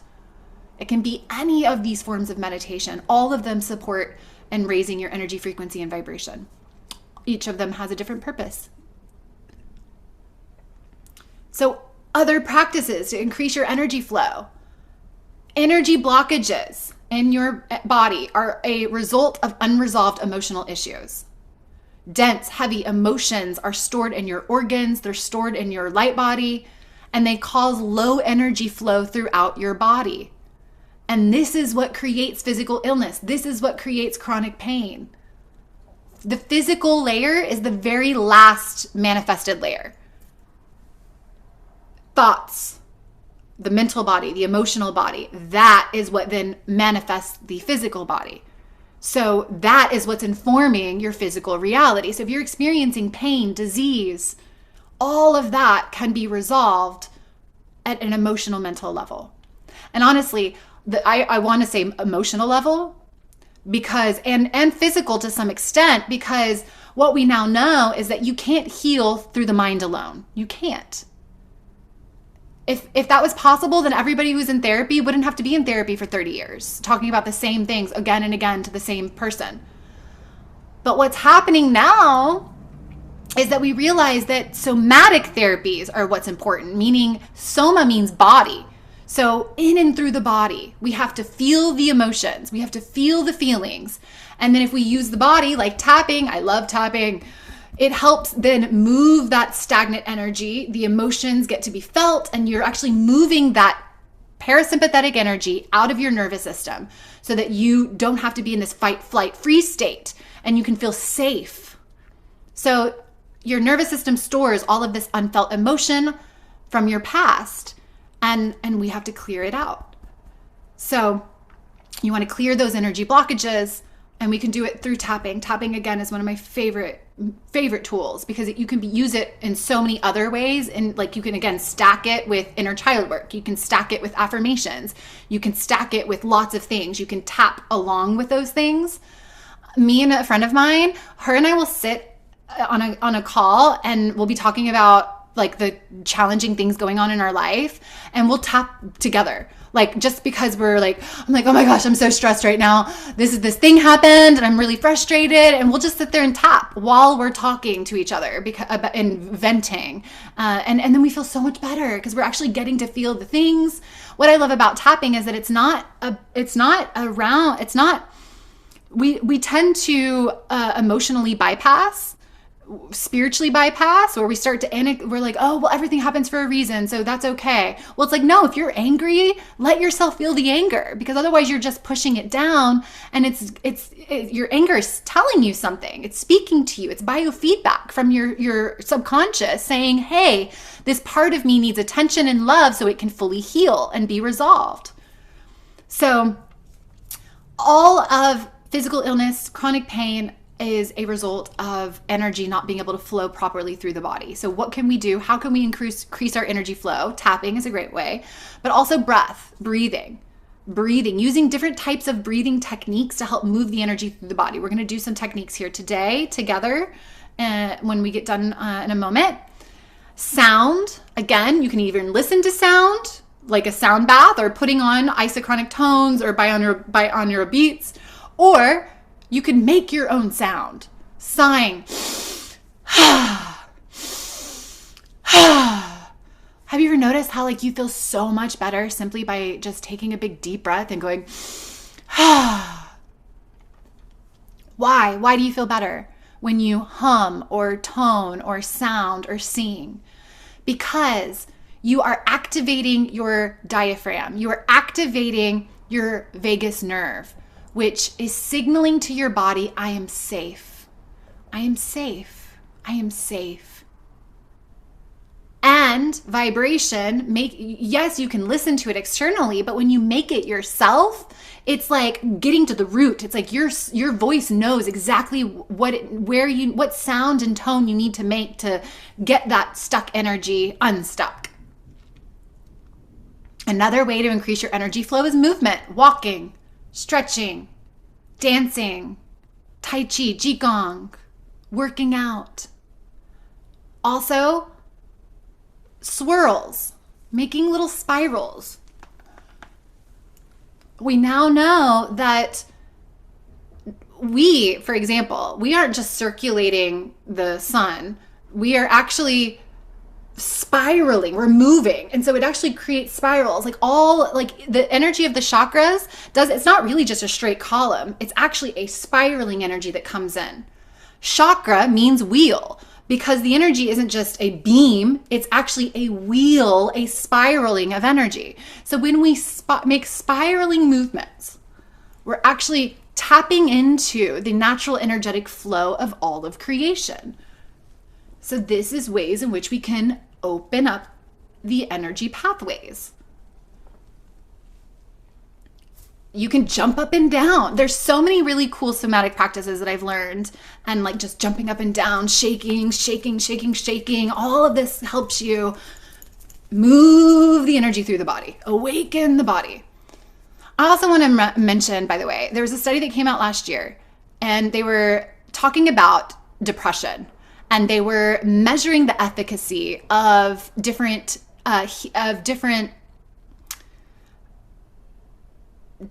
treatments to depression.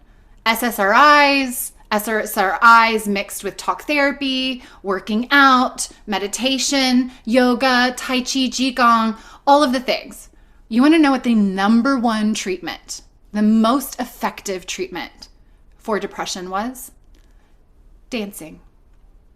Dancing. How amazing is that? Dancing helps cure depression. And I was asking him the question when I first learned that. I was like, well, why is that? Well, somebody told me this once and it stuck with me. The opposite, there's polar opposites, right? Love and fear. The opposite of depression is expression. And I love that. And what is dance other than a form of expression? So it's not dancing for somebody else. It's not dancing and judging yourself as you move. It's just being like, okay, I'm going to just dance because it's fun and it's silly and it feels good and I like it. So I love dancing. It's a different form of movement. I don't even really do yoga anymore. I used to only do yoga for many, many, many years. And now I dance, or I go work out in the gym too. But dancing has become my favorite. I have it on here twice by accident, but there's no surprise to that, because that's how powerful and important it has been in my own journey.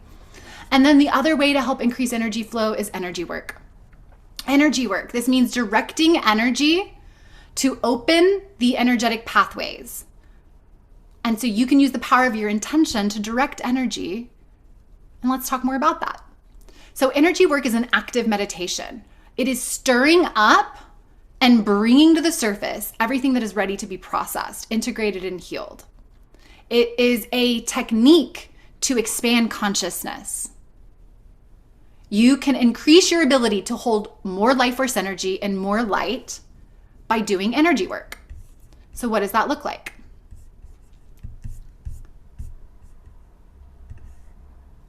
I just realized there's a chat going and I haven't looked at it once. I love you guys. Oh my goodness gracious. I will save the chat and I'm going to look through all of the amazing things that you guys have shared. But yes, I have so many things on my screen. If you saw it, it's just like this music and slides and it's okay. Yeah, I see the chat. Oh. So we can go, energy work is kind of twofold. One, we can go into the depths of our subconscious, into what we call the shadow. And we can alchemize that dense, stuck energy into higher light. We are master alchemists, meaning we take the pain and we turn it into our expansion, into love, into our purpose. We take the mess and we turn the pain and we, again, turn it into purpose. And so we can clear out once clogged energetic pathways and actually create a greater flow of life force energy throughout the body by becoming the alchemists and finding the pain, finding the unprocessed trauma, and giving it love and attention, because love is the great healing energy. And by giving it, saying, I see you, I don't reject you, I hold you in love, it then alchemizes, meaning it turns into light.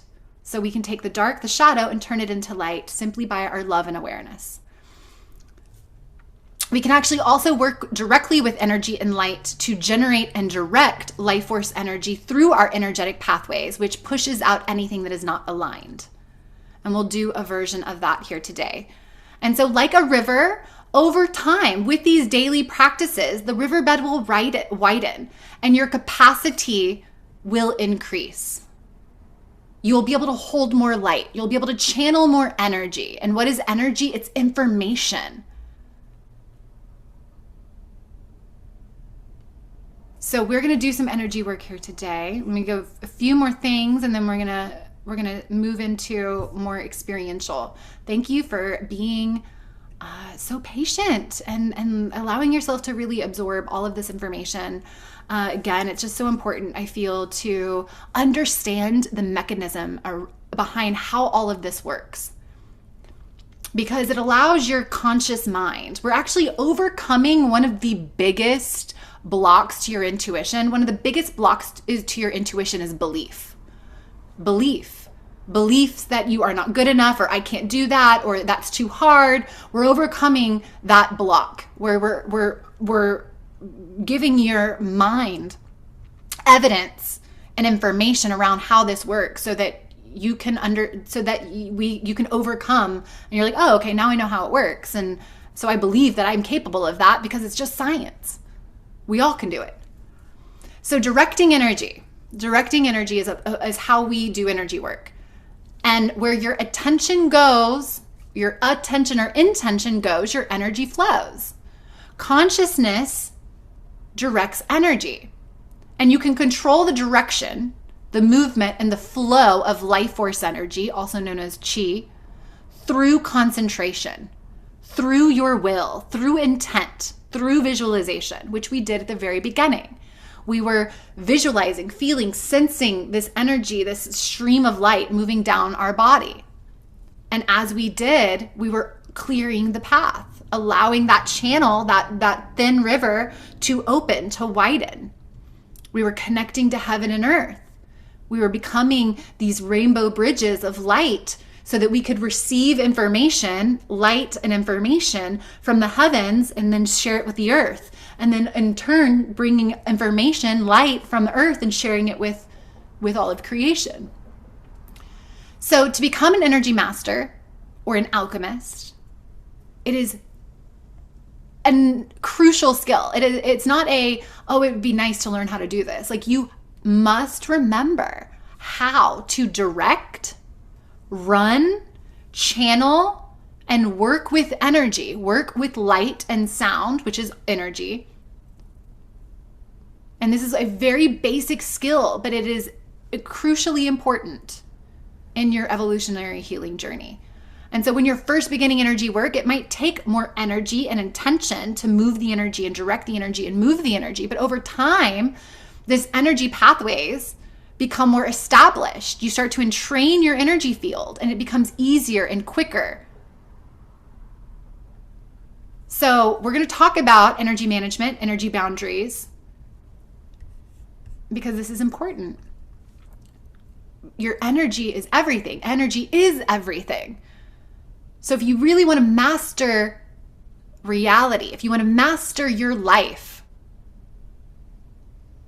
it starts with energetic mastery. Your thoughts are energy. Your emotions are energy. Everything is energy. So how do we become energy masters? Well, the first thing is energy management. Here in these images, you can see the collective psychic field is messy, y'all. It's messy. It is so messy. It's full of clutter. It's full of discordant negative thoughts and emotions, harmful frequencies. And so it is crucial to have boundaries and discernment. It's a non-negotiable for life mastery. So there's many ways in which our energy gets drained. And I'm sure you've probably experienced this. For example, leakages, cords of attachment. We cleared those cords of attachment. Sometimes you can see here when we engage with people, cords get created, and they can actually siphon and take our energy, and we can feel drained. And we unknowingly are literally giving our energy away. And I'm sure you've engaged with people where all of a sudden, after you're done talking to them, you're like, oh my gosh, I'm so tired. I'm so drained. I feel zapped, because they were sucking your energy because you didn't have clear energetic boundaries. Fragmentation is another way. It's where your energy gets scattered. I called them snail trails. I actually believe one of my clients is the one that said that. She was like, I see them as snail trails. And I'm like, yes, that's exactly what it is. So as you navigate throughout your day, you go to this place and you talk to this person and you work on this project. Your energy, your consciousness, your awareness gets left at all these places. You leave it with people, you leave it at places. It's like this snail trail of energy. And oftentimes our mind is designed to think about the past and worry about the past so that it can predict the future and keep us safe. That's what it does. And so your energy gets scattered, and you find yourself kind of scattered, and you find yourself in what we call disassociation, where you don't feel like you're fully in your body, where you're just like kind of floating outside of your body in states of disassociation. And often it's because you don't feel safe enough to be present in your body. Another way in which our energy gets drained is energetic clutter. And that's that image down here. So again, I said the psychic field is messy. It is so messy. And you're picking up energetic debris from your environment. And then there is energetic attacks, which are energetic intrusions. It is the sending or transference of negative energy from another person or entity. They might not be physical. And it can be unintentionally or it can be deliberately. And so if you find at the end of the day you are so drained, you're exhausted, you're tired, then you have leaky energy. If you don't feel embodied and connected and grounded, then you are experiencing fragmentation and disassociation.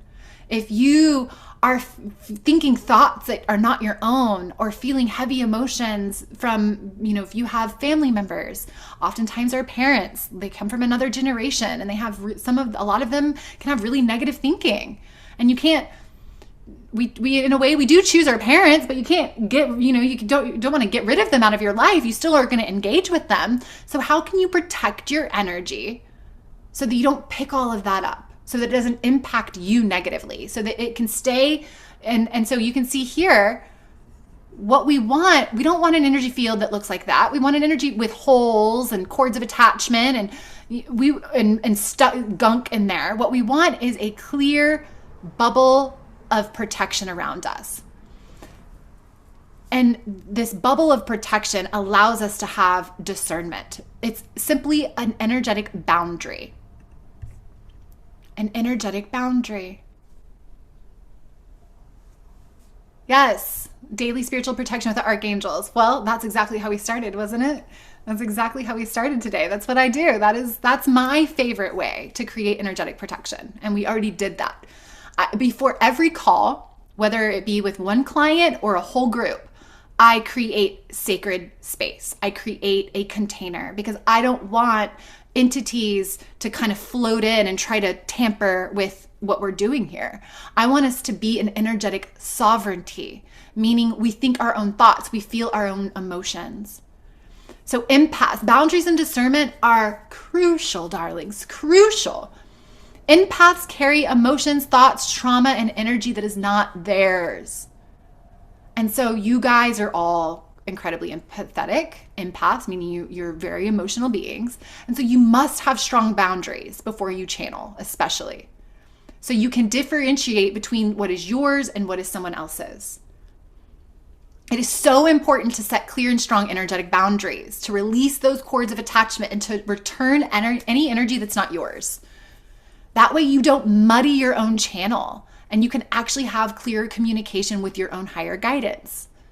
Sometimes one of the reasons that we can't hear our intuition is because we've got psychic clutter in our field. So this is why boundaries and discernment and energy hygiene are crucial. And I also want to preface, because we are going to talk, we're going to talking a little bit about channeling. Channeling is channeling again, it can be energy, it can be other beings, it can be information, it can be God, it can be the divine, it can be our own higher self. The reason that boundaries are so important is so that we only interact with beings that are benevolent, of love and light. Because yeah, there are energies and beings out there that are what we call service to self, meaning that they will manipulate, take your power and try to control you. And so if you don't want to, if you are always in control, always, always, always in control. You set the terms. So if you are ever feeling into and trying to communicate with spirit intentionally, and you feel something that makes you feel uncomfortable, or if you're receiving guidance from that's coming through and it's fear-based, or it doesn't feel, when you're receiving this guidance and you're like, oh my gosh, when I receive that, I close down, I feel tense and tight, it doesn't feel good in my gut, then you're probably connecting to something that's not of love and light. So you always have, so I recommend always sealing your energy field before you do, and every day when you wake up, the very first thing you do is creating your energetic boundaries, clearing your energy field, connecting to God, connecting to earth, grounding down, and making sure that you travel your day in that way. But if you forget and you all of a sudden are feeling off, it's a great reminder. I'm going to stop. I'm going to seal my field. I'm going to protect my energy. I'm going to return what's not mine. And I'm going to send it to, you can literally just send it down to Gaia, and she'll transmute it into usable energy. You can send it to source, to God, to creator, and it will be turned into benevolent, loving energy. You just want to get it out of your field. Don't carry it. It's not yours to carry. And so it is important, it is crucial that before any channeling or divination practice, divination means using like a pendulum or oracle cards, or even just setting the intention to communicate with your spirit guides or your higher self. Before you do any of that, to create sacred space through energy work, through prayer and intention. And this will ensure that you receive the most accurate answers, that you will receive the most benevolent, loving guidance directly from your higher self and not from your ego or outside forces that try to meddle, because it's out there. And all they're doing though is they're helping us become stronger in our energetic boundaries. They're helping us become stronger in our mastery. When I get psychically attacked, and it has happened, I say, thank you. Thank you so much. Because you just gave me the substance of higher consciousness. And I'm going to take all of that yuckiness and I'm going to turn it into love. And I'm just going to grow bigger and more expansive. Because energy is neither created nor destroyed. It just transmutes. It becomes something different.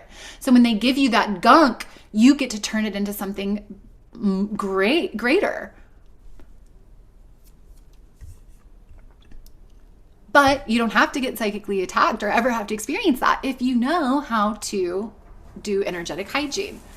So a daily energy practice, hygiene, it's again, I call it energetic hygiene. Just like you would before going out to engage with people, you would you shower, you brush your teeth, you have a hygienetic, physical hygiene. Well, it's important to have an energetic hygiene practice.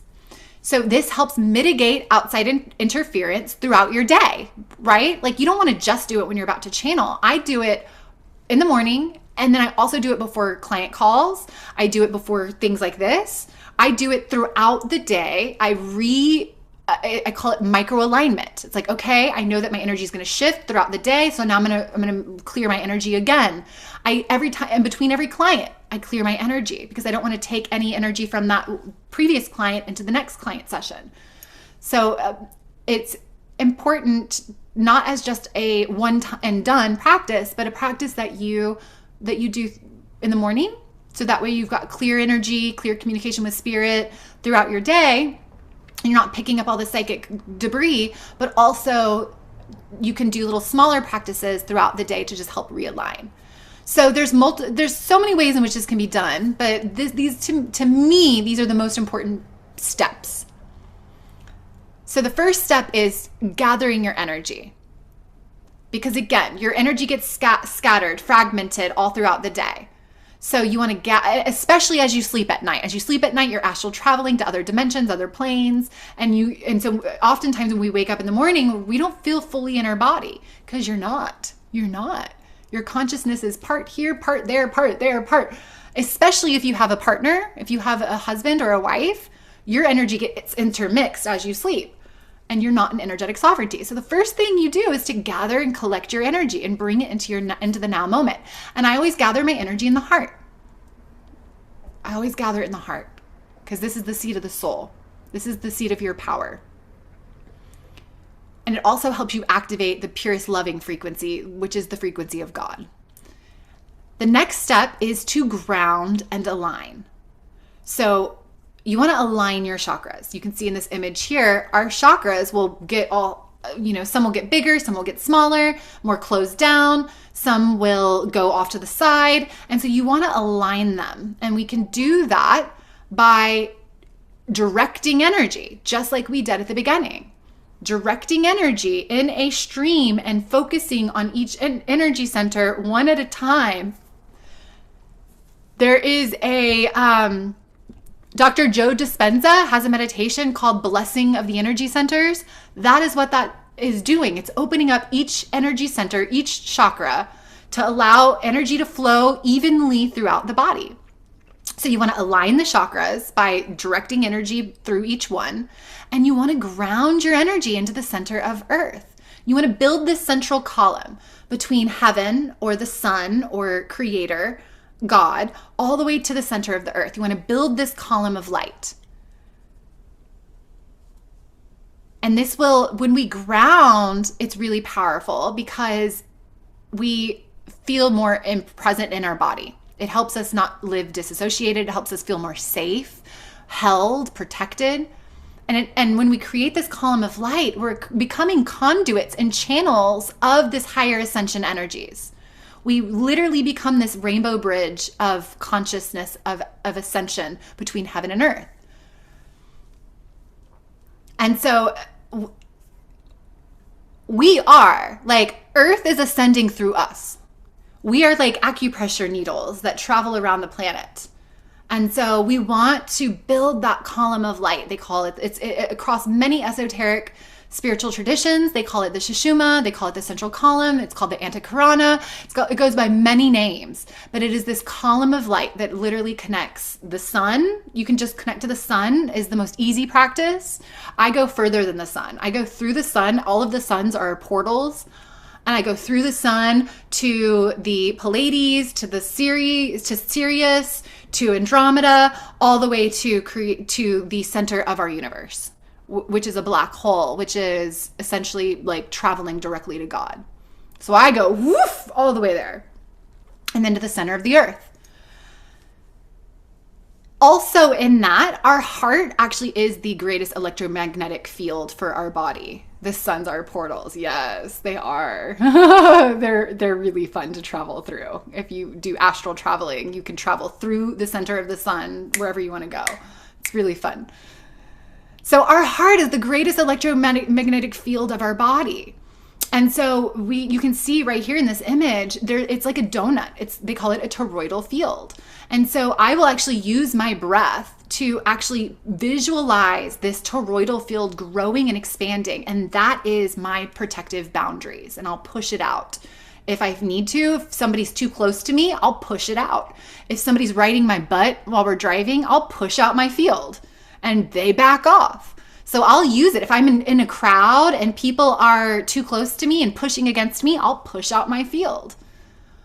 So you have the ability through your directing of energy, your intention to push and so you can collect your energy so your field's really tight and feel what that feels like. And then you can push it out so it's really big. We'll practice that. Actually, we'll practice it all together because it'll be fun. We're going to do lots of practices.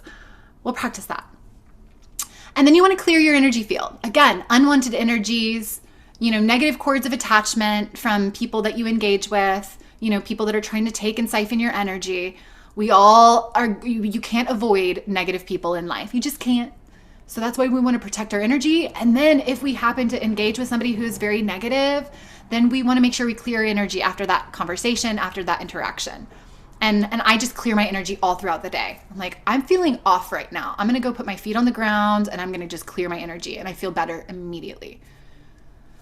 Boundaries. Establishing boundaries helps you declare energetic sovereignty. Sovereignty meaning what's mine is mine, what's yours is yours. So it is so important to create energetic boundaries. And I know some people are like, oh no, but I don't want boundaries. We're interconnected with all reality. And I don't want to, you're not disconnecting from reality. You're still interconnected with all reality, but it allows you to feel what's yours. You're still perceiving what is happening around you. You won't not feel it, but you're not absorbing it. You're not bringing it into your field. It's not going to impact you as much as if again, the boundaries are just crucial. It helps keep just a form of separation, right? Like we know boundaries, those are energy boundaries, but we in the personal development space, right? Like it's important for us to create boundaries with people even that we love. Sometimes those are verbal boundaries. Sometimes it's like, I love you, but I'm not going to stick around if you keep yelling at me like that. Right? Like I'm not going to be yelled at. That's a boundary. And so boundaries are important. They're an important part of our healing evolutionary journey. And then finally, it's just monitoring and managing your energy throughout the day, because you'll open your heart and then all of a sudden you'll get an email that was really ugly, and then your heart will close and you'll feel it. You'll be like, oh. And so it's like, okay, well, now I need to open my heart again. So managing your energy throughout the day, monitoring your energy throughout the day is important. I shared this already, but it's so very true. Love is the key, you guys. Love is the key. Love heals everything, and love is all there is. Gary Zukov. And it's true. I can get really deep into the cosmology of our universe, and I love to geek out on that type of stuff. But all I will say is that when people say God is love, it's true. Our universe is a universe built off of the underlying energy or logos, the first thought of love. We exist in a free will universe, and the energy that has manifested and created and organizes all of our universe is the energy of love. It's this all-encompassing, unconditional, all-pervading kind of love that is beyond the human type of love. And it is everything. It is the unifying force, literally spiraling everything back to the central point of oneness. The force of love, the energy of love, it naturally aligns itself. Anything that is discordant, anything that is out of whack, the energy of love brings it into coherence. It aligns everything into unity, into the unified heart of the universe. So when we are tapped into unconditional love, bye, darling. There will be a replay. Yes, there'll be a replay. It'll be sent out with the notes. So yes, thank you for being here. Thank you for being here, Monica. She says, fabulous.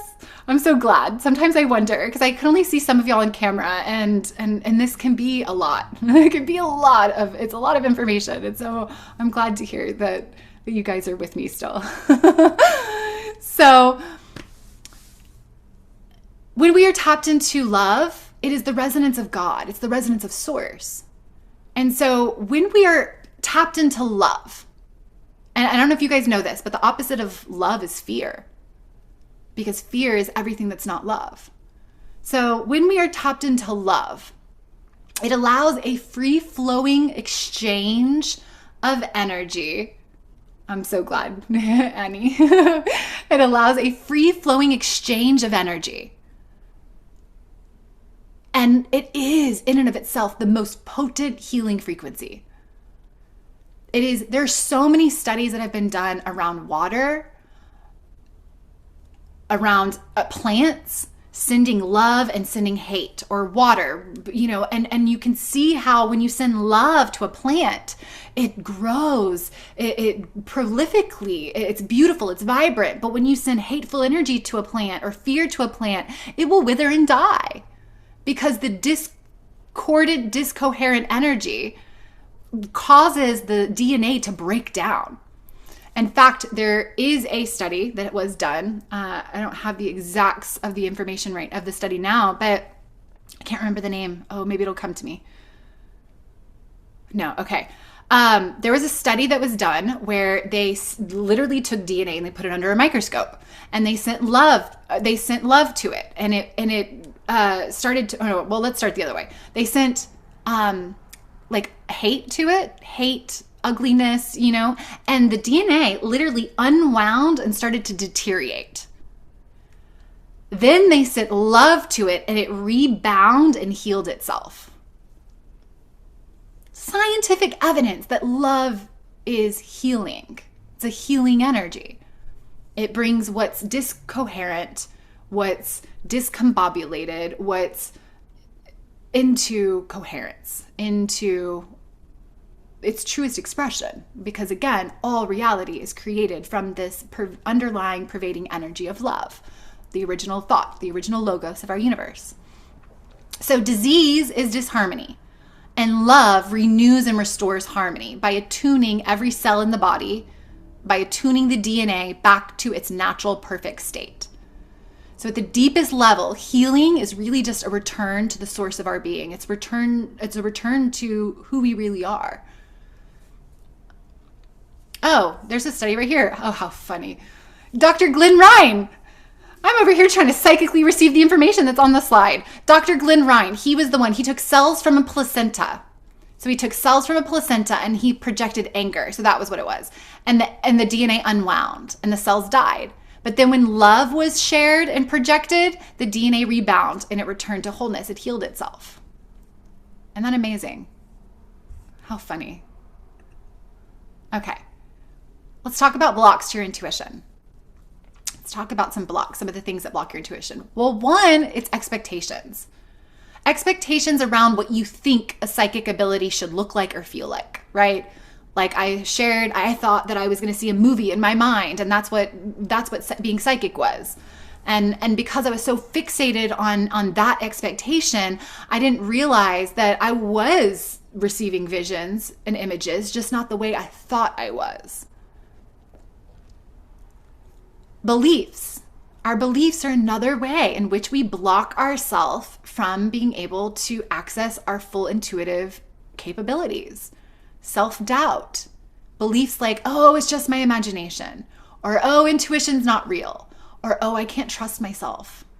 I made mistakes in the past and I made wrong decisions, and so I'm not trustworthy. I can't trust myself. I can't trust my intuition. Beliefs like special people are psychic. Only certain people have those superpowers. It's not for everyone.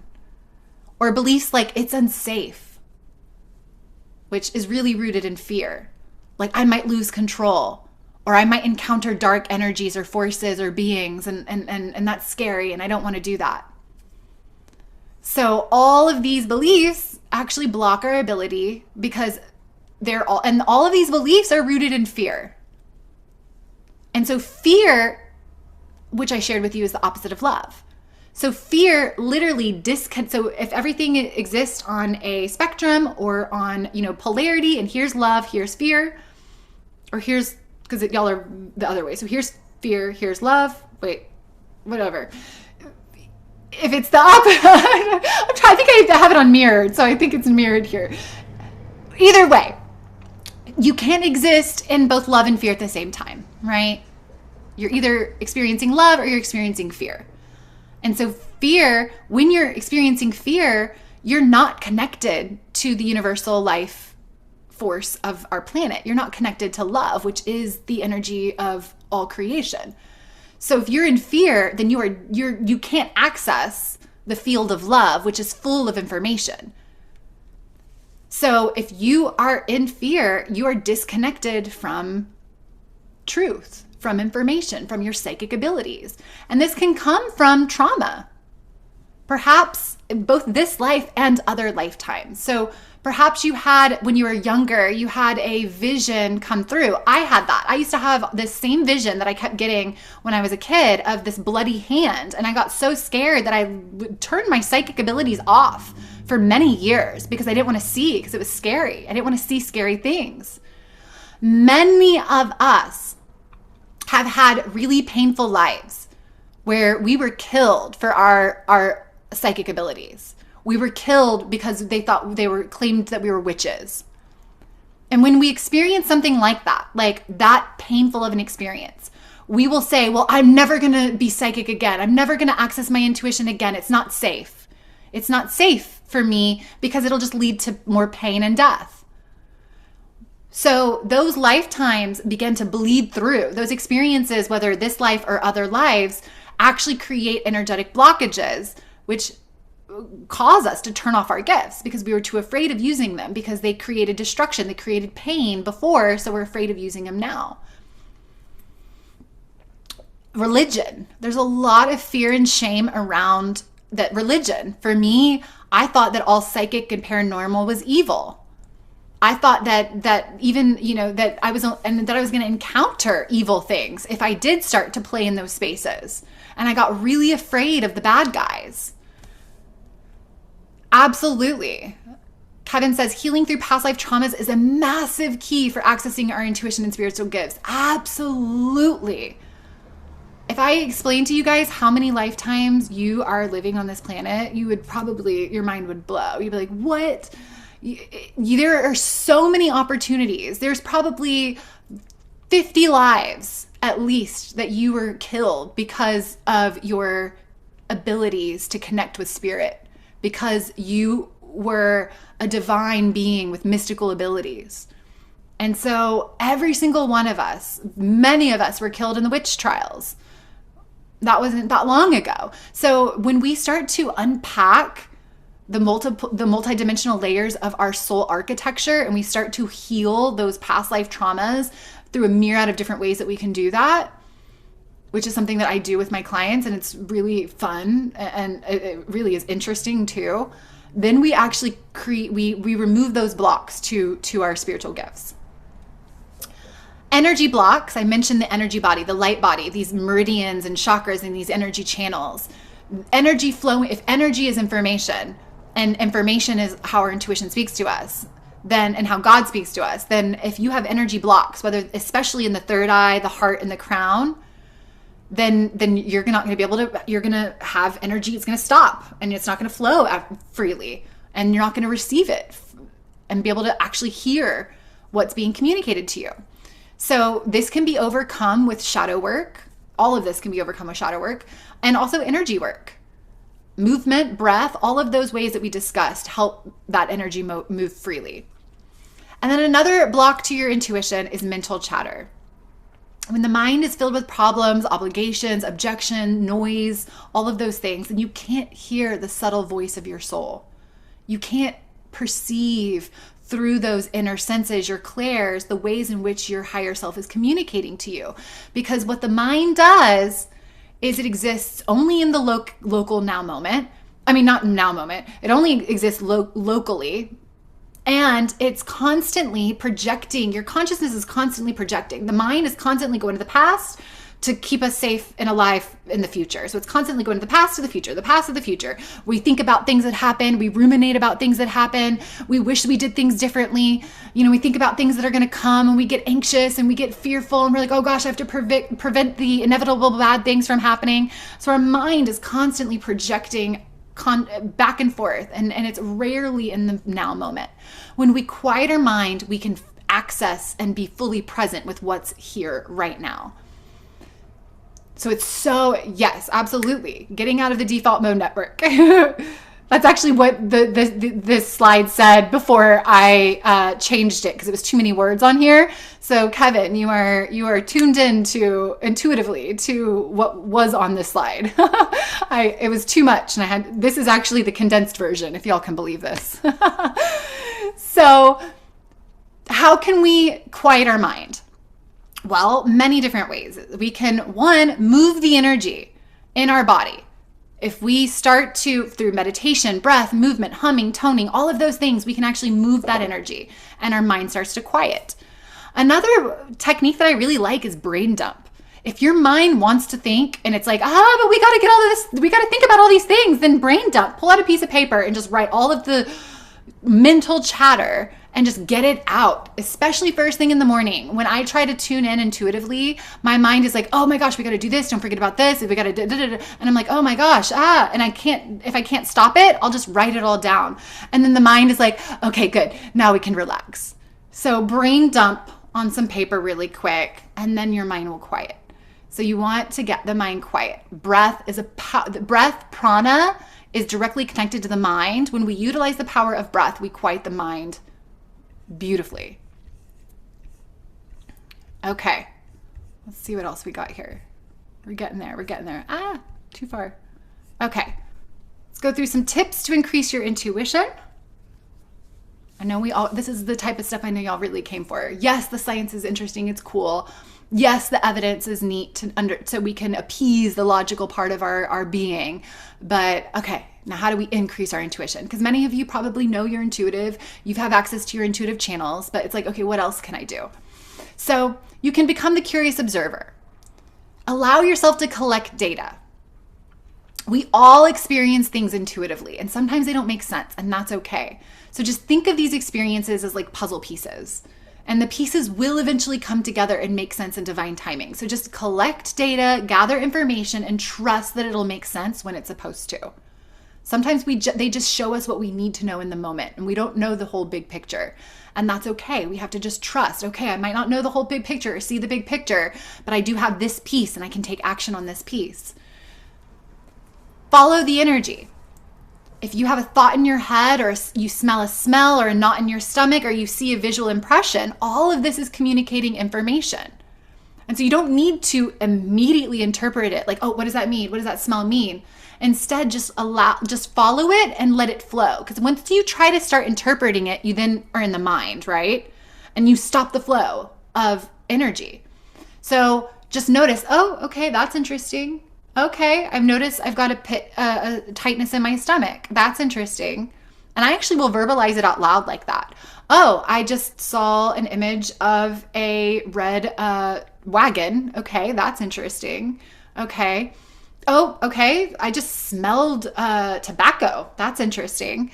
And then you just allow yourself to follow the energy without trying to understand it, and just let it flow, and more will open up. And then again, kind of like being the curious observer, the picture will eventually kind of come together. Be like, okay, now I have all this information. What could this mean? What is happening here? Open your channel. We talked about opening the channel, but how can you open your channel? So you can turn the dial up on your ability to receive by giving it an outlet to be expressed.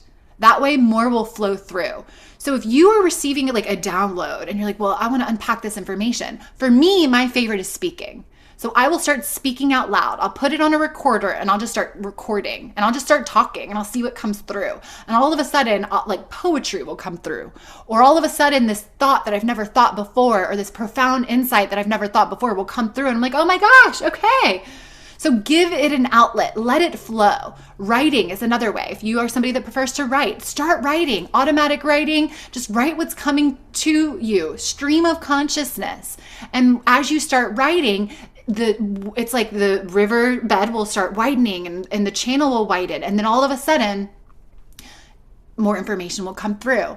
Drawing, I know Christoph is here, and funny enough, he just commented right before I said his name. We were simultaneously tuning into each other's energy field, Christoph.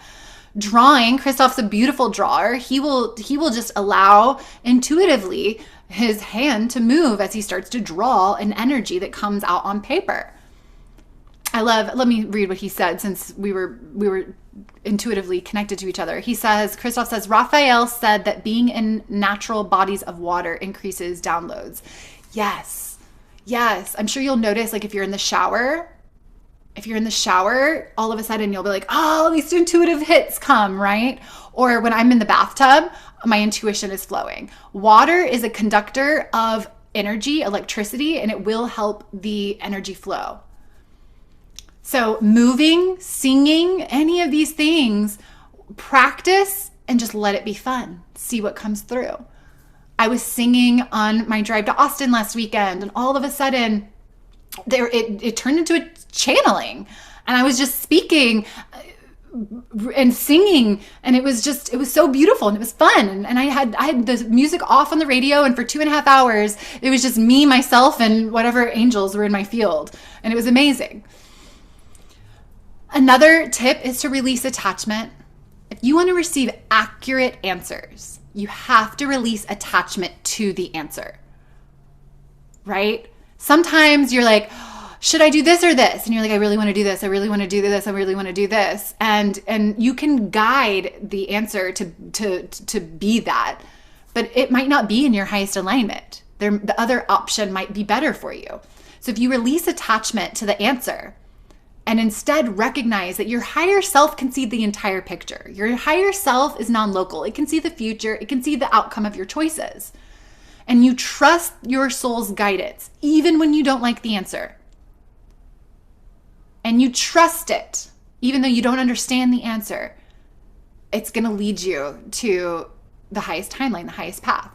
So many times, because I tune in for everything. So many times I've received guidance that it was like, nope, that program's not for you. Nope, you don't go to that event. And I'm like, but I really want to go to this concert. And it's like, no. I'm like, oh, and I don't know the reason why it says no. But then all of a sudden, I'll figure out the reason later. I really wanted to go to a concert one time. And I was so excited. I was about to just go. And then I was like, oh, you know what? I'm going to tune in and I'm going to see if this is right for me, because something felt a little off.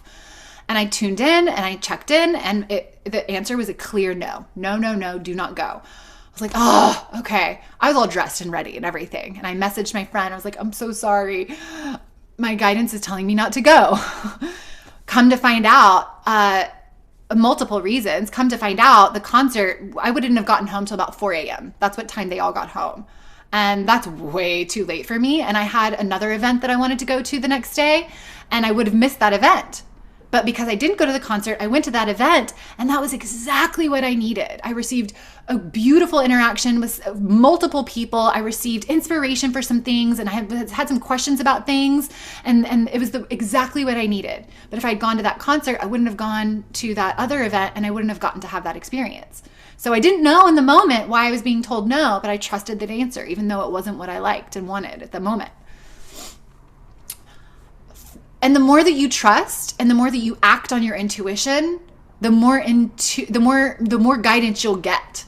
When you receive answers and you go against it, your spirit team is going to be like, why are we telling her what to do anyway? She's not listening. So the more that you listen and you're like, oh, okay, I'll listen, right? Then the more they communicate with you, the more guidance you'll receive. It's really beautiful. And then finally, follow your expansion, excitement, and joy. Move in the direction that feels best. If it feels exciting, if it feels inspiring, then it is in alignment with your highest path. Follow your expansion. Follow what feels expansive to you, what feels exciting to you. That is your soul's compass saying, yes, do that. Okay. Did I have anything else on here? Yeah. Okay. Oh, no invitations. Okay. So what we're going to do is we're going to have some experiences. We're going to put some of this into practice, into play. And yeah. And then afterwards, I do have an invitation for you. If you do want to take this deeper, if you do want to go further with this, if you're like, okay, this is amazing and I want to practice this, because practice is what opens the channels. We have to practice. And you're like, yes, I want to practice this. I want to do more with this. I do have an offer for you. It's an upcoming energy certification training workshop. That's 3 days on a weekend coming up in a couple of weeks. So if you guys have to go at any point in time, please come back to the replay so you can receive the invitation, because it is a limited, I have a discount offer for you. So it is limited. It only goes through this Sunday.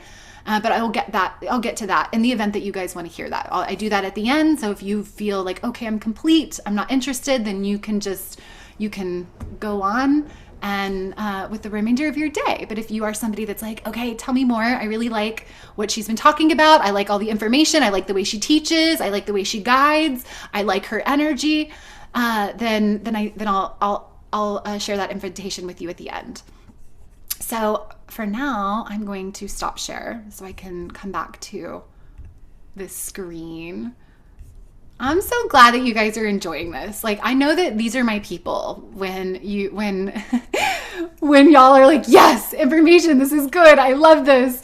Good information, good presentation. If you are somebody that considers yourself spiritually advanced, and there's a lot of spiritually advanced people in here, almost all of you are very spiritually advanced. But if you are somebody that's like, okay, yeah, most of that I know, I pray and hope that you've got like one or two really yummy nuggets that you can take with you. That is my absolute prayer, that you're like, okay, or just sometimes a reminder. If you're like, oh, that's a good reminder, then I pray that you receive something from this here today. Mike, I'm so grateful that you tuned into this. Oh, it's so good to see you. Thank you so much for being here. It is so good to come back to the basics, and I'm so glad. Annie says lots of nuggets. Good. I'm so glad. Little nuggets, little reminders.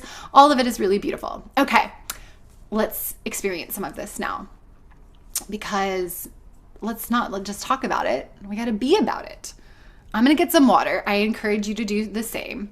Just like Christoph so beautifully shared with us, water is a conduit of electricity, electromagnetic energy. So when we are not hydrated, our intuition is actually impaired. When we are dehydrated, we actually struggle being intuitive. In fact, when I'm dehydrated, my polarity will reverse and I can't get clear answers on my pendulum or in body dowsing. So hydration is really, really important. Oh, yay, Helen. I'm so glad to hear that.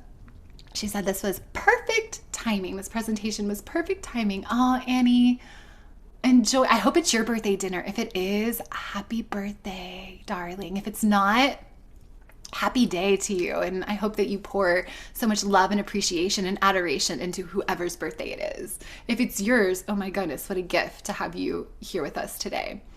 Love you, love you, love you, love you. Yeah. It's your birthday. Oh my goodness gracious. I'm so touched that you chose to exercise your free will to spend part of your day here with us. You are amazing. I love you. You guys, let's all wish our sister Annie a beautiful and blessed birthday. I call them rebirth days. It is your solar return. You get to be reborn today. You get to be reborn every day. But I pray that you feel reborn, renewed, restored, rejuvenated, and that you enter into this next cycle of life feeling inspired and ready to take on anything that comes your way. Happy belated birthday, Helen. We got so many amazing birthdays. Natalia was today. Happy birthday to all. Okay, guys, I invite you to, one, get a pen and paper nearby. Let's get a pen and paper nearby, because we are going to do a series of practices that are going to help open your psychic intuitive channels. We're going to help clear your mind, clear your energy, and help create an energetic flow. We're going to start with some breath and light movement, and we're going to direct energy intentionally. So we're going to utilize many of these practices that we've talked about today. I'm also going to use sound. I'm going to use... let me see if I can't find my Spotify. There it is. I'm going to use sound. I'm going to put some tones and sound. So I'm going to help entrain your brain waves as well while we do this. And then I'm going to guide us all into a meditative state. Actually, we're going to do a couple practices before that, but I'm going to guide us all into a meditative state. And then I'm going to guide you into the temple of your heart. And we're going to call forth your higher self, your soul self. And I want you to think about some questions that maybe you have, some decisions that maybe you're making, maybe some things that you've been second guessing or you're not sure about, or maybe just something that you want some guidance around, because we're going to open up some space for you to communicate with your infinite limited self to receive guidance. And again, it comes through subtle, through all of the clairs. So I invite you to get a pen and paper nearby, because you quite likely are going to want to write down what they say, or what you feel, or what you're perceiving. And some of you, writing becomes a way in which you channel the information. And you might start off in the mind and you're like, oh, this just sounds like me, because it is you. But eventually the energy might shift, or the language might shift to third person. So have a pen and paper nearby, and let's do some practices together.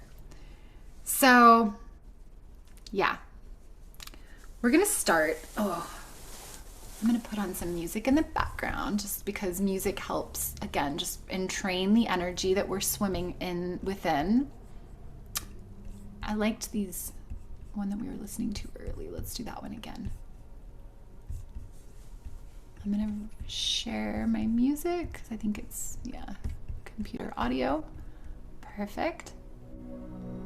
Okay.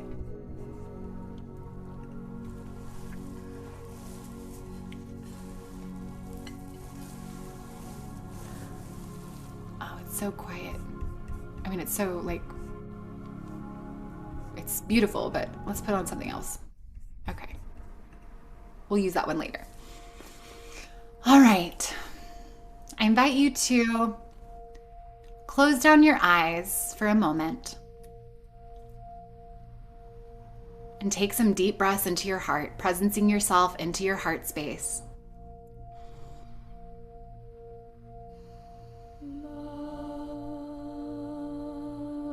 Setting the intention to call back, draw back your energy, and to be fully present in this now moment.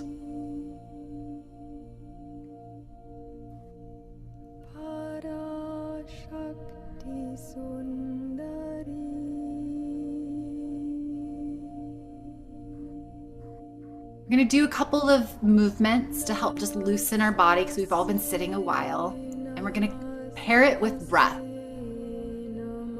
These movements are within the Kundalini Yoga lineage, and I love them. They're ones that I use every day.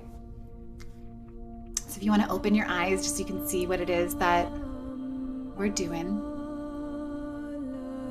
We're going to start. I'm actually going to change my posture.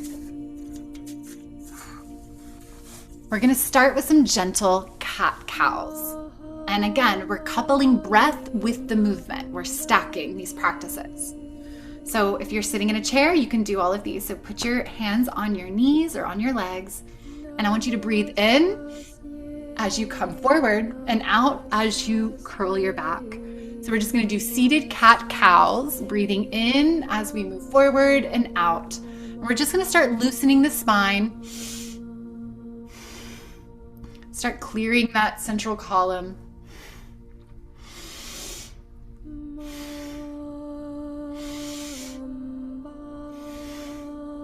We can start real slow at first.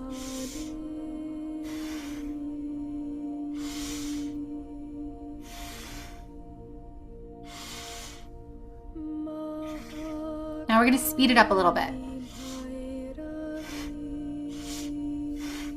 Again, in as you come forward and out as you curl your back.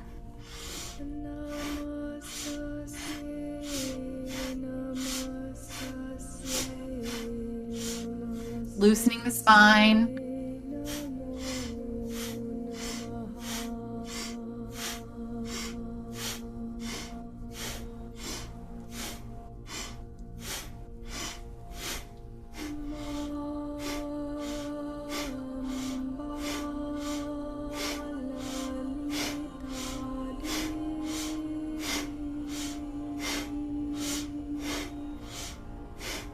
Few more.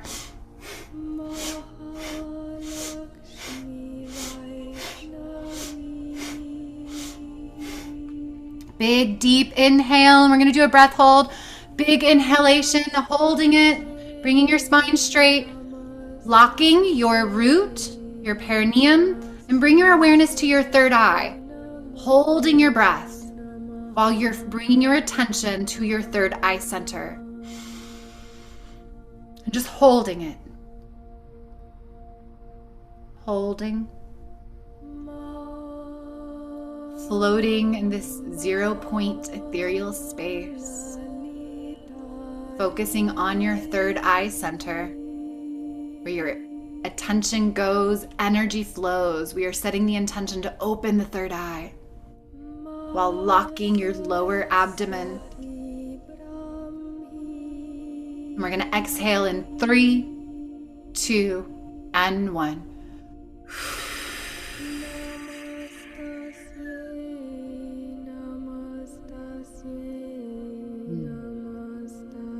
Bring your breath back to normal and just notice what's shifted in your energy field and your body.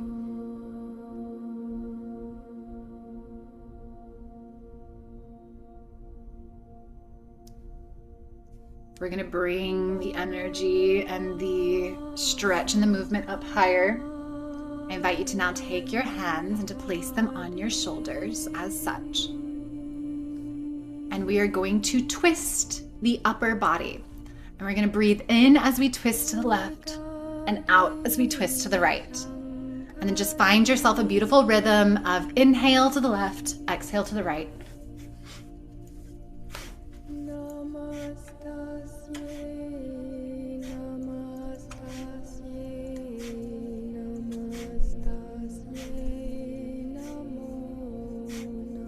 Again, loosening the upper part of the spine now.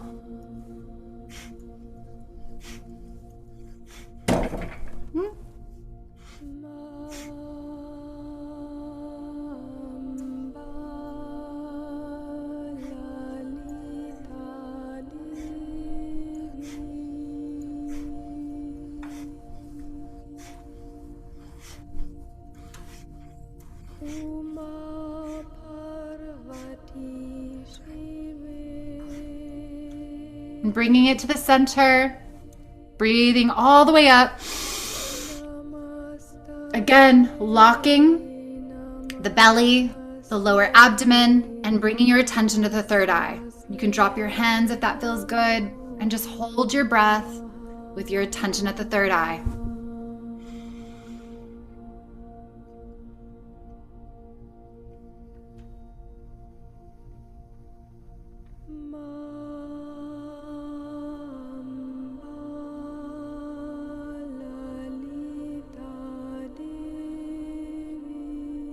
And we're going to release in 3, 2, and 1.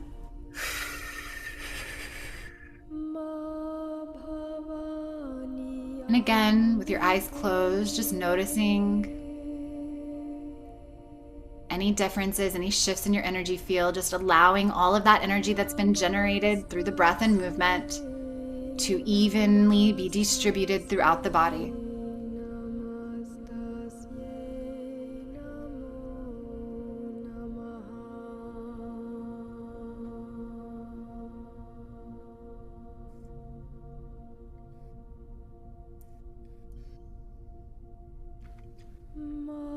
We're going to do one final breath. This breath is called breath of fire. It's also known as ego eradicator. And the reason for that is because it quiets the mind. And when it gets tough or difficult and you keep going, it begins to rewire and restructure your brain and your energetic pathways. How we do this breath, and it requires a hand movement. So you're going to take your hand and place your fingertips here on your palm. And then you want to take your thumbs and they're going to be up like this. Now you're going to take your arms and you're going to plug them up. It's like plugging your thumbs into the heavens, into the sky. And you're kind of creating this rainbow of energy around your crown. So you can almost see it as this breath and movement is actually kind of creating an energetic pathway, like a funnel for the light to flow into our body. If you are a woman that is you're in the process of bleeding, it is recommended that you do this gently. Do not overexert yourself because you could feel lightheaded. But for the rest of us, and for anyone who feels, you are in full sovereignty of how slow or fast you take it. So again, let's go ahead. And so let me share the breath. This is a belly pumping breath, equal inhales and exhales. And so it's going to be in. We're going to start with lion's breath though. If those of you who are familiar with this breathing technique, go straight into breath of fire. I would say thank you. Also, I would say pregnant women also take it slow. Thank you. Pregnant women, anyone that's bleeding, very, very, very gentle. Gentle, gentle, gentle, gentle. The rest of us, we can do it a little bit with more exuberance. So again, plugging your thumbs straight up, creating kind of this rainbow around your head. All right, so we're going to start with lion's breath, and then I'm going to close the mouth and we'll do the traditional breath of fire. So you'll go ahead for lion's breath and stick your tongue out, and then equal inhales and exhales, pumping the belly. And whenever you feel called, you can close your eyes. So ready? And begin.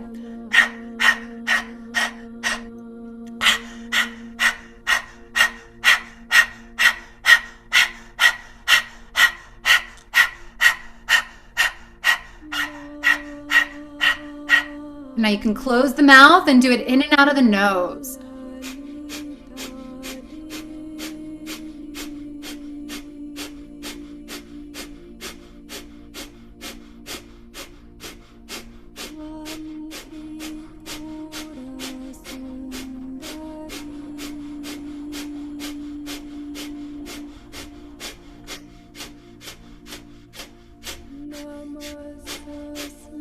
And if it starts to get difficult, push through. That's when we start to eradicate the ego and reprogram the brain.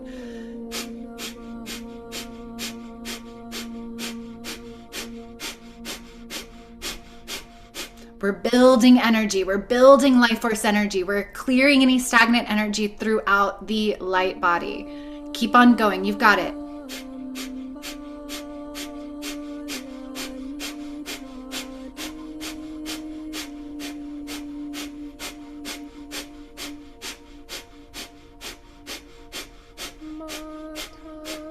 We'll do about 20 more seconds. You can do it.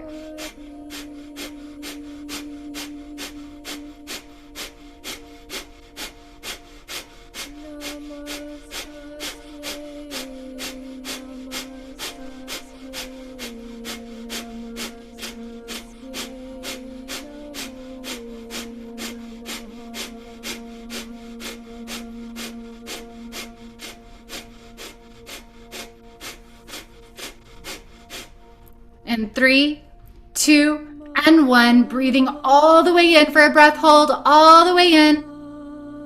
Bringing your thumbs to touch above your head and straightening out your arms, your fingers above you. Creating a column of light.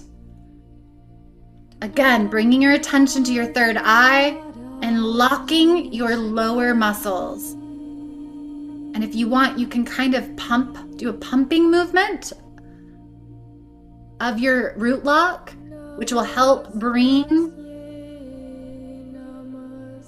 energy up your spine, bringing the cerebral spinal fluid up the spine to the third eye, through to the pineal gland. Continuing to hold your breath, holding.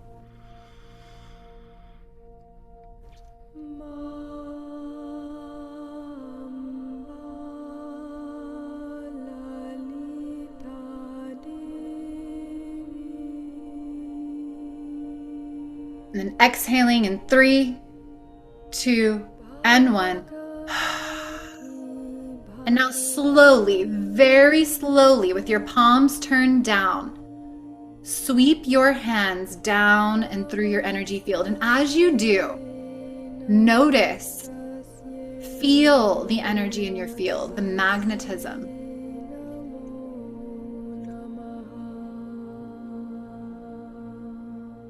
Now bring your palms to your lap.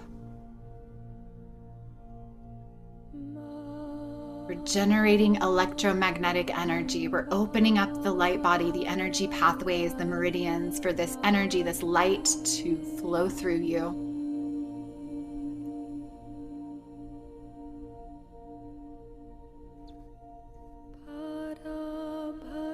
I want to guide you through a practice.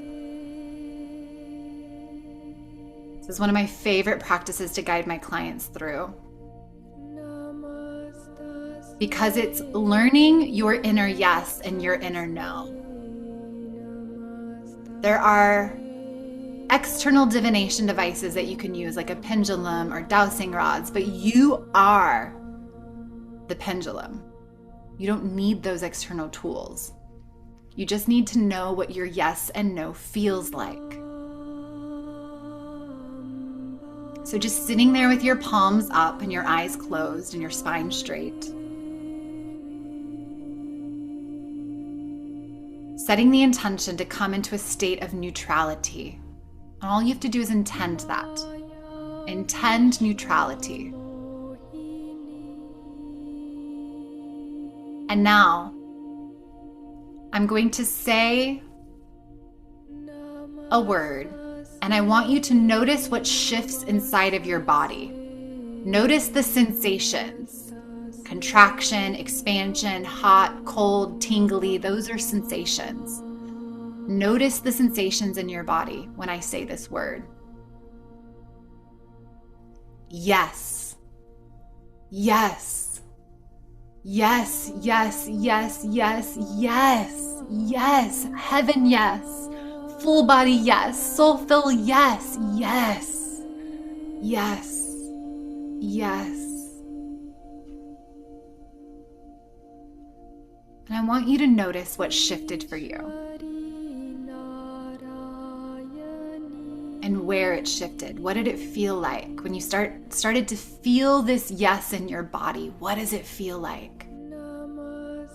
Get really clear. For me, my shoulders opened, my heart opened. I could feel a tingling in my third eye. I could feel a warmth in my chest. I felt expansive and kind of just tingly and excited. Everyone is going to be different. I just want you to notice what your yes feels like.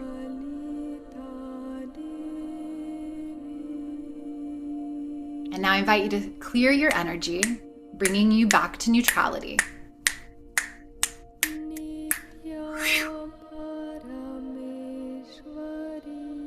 And now I want you to feel what this word feels like in your body. No. No. No. No, no, no, no, no. Hell no. Never. Not for me. No. No, no, no, no, no. No.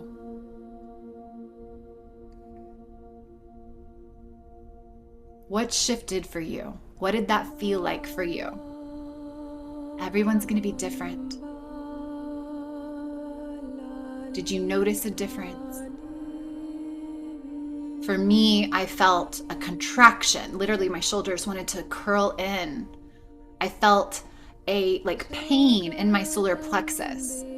Like my gut felt like almost nauseous, like this, ugh, yuck, yuck. I also felt like a heaviness on my shoulders as well, like, oh.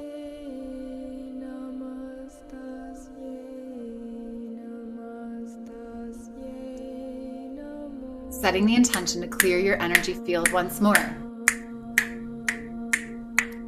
Back to neutrality.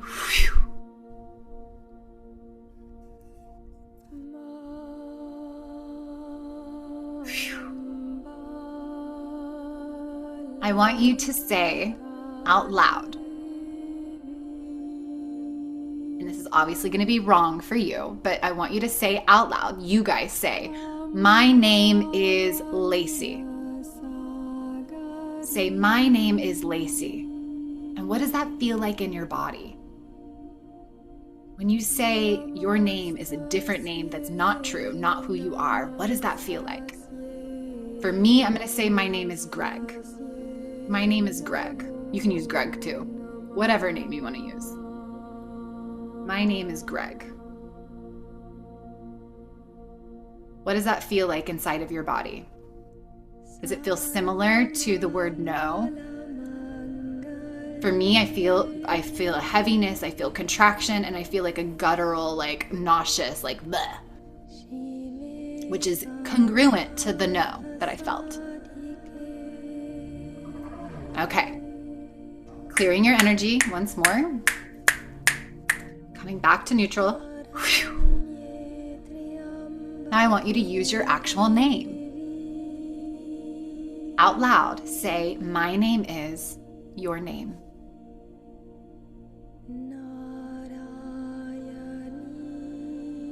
My name is. Say it a couple of times so you can really feel the shift in your body. And what does that feel like? Does it feel similar to the yes? Does it feel true? Does it feel resonant? And what does that feel like? The intention here is to get really clear on what it feels like inside the body through our clair senses. Clairsentience is one of the strongest clairs, and it's how our body is perceiving the information that we're processing.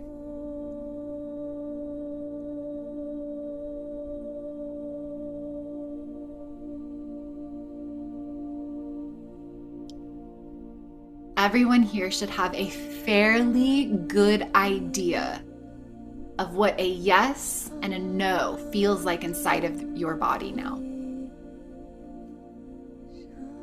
And you are the pendulum. You can ask yourself when you have a decision. You can say, is this right for me? Is this in my highest alignment? Is this aligned with my soul self? And feel what it feels like in your body. Does it feel expansive? Does it feel tingly? Does it feel exciting when you think about that option? If it's a yes, then it's your soul, it's your intuitive compass saying, yes, that is for you. But if you ask that question and you feel contraction or whatever your no felt like, that is your no. So if you ever find your place in a place of indecision or uncertainty or second guessing, all you have to do is to clear your field, ground, anchor, put up your protection, and to tune into your internal yes and your internal no.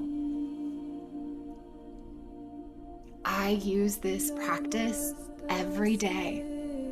Every day I'm tuning in and allowing my soul, my higher self that can see the bigger picture, that can see the impact of my decisions and choices.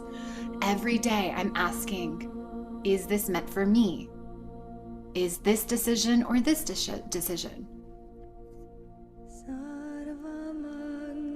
What do I need the most? You can use it for supplements. If you've got supplements and you're like, do I need this today? I don't take all of my supplements every day. Because I ask my body, do you need this today? You can also do the sway test. If you're standing, ask your body to show you a yes. We will always naturally lean towards what is meant for us, and we will naturally lean away from what is not meant for us. When I'm standing in a grocery store, I will hold something to my body and say, what about this? And I will sway either forward or back. The more that you ask, the more that you receive. The more these channels, again, like the river, become wider. And then you almost don't even have to ask. I almost don't have to ask. On big decisions I do, but on like little things throughout my day, I feel my body's yes or no. I'm like, ooh, that's not meant for me. Nope. Or yeah, that feels good. I'm leaning into it. It feels exciting. It feels inspiring. This simple intuitive practice will change your life. It's changed mine. It's brought me greater joy, greater ease. It's allowed me in each moment. And then sometimes the choices and decisions that you make might not have happened the way you wanted, but then I'm like, okay, well, my soul guided me to this, so it must be for me. Even though it wasn't what I wanted or preferred, it was challenging. I must have needed this challenge. I'm going to tune in to what this is teaching me. What is here for me then? Because my soul guided me here. I stopped questioning my choices and decisions, and I realized even if it's not perfection, even if it's not what I want or prefer, it's still exactly what's meant for me.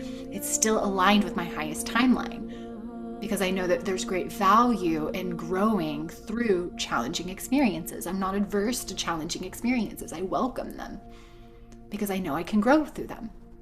So you've got an idea of your internal yes and no now. Use this on a day-to-day basis.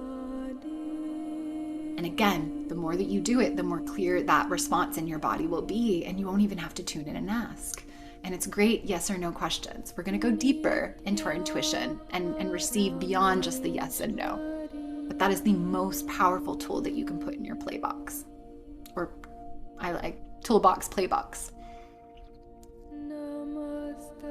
I know I said that it was 3 hours, we'd be done at 8. Those of you who know me know that I am very rarely able to adhere to a time schedule because we exist really outside of time and space, and I feel like my higher self has no concept of time. So I'm always on time, rarely. Okay, Christoph. I don't know if I've ever.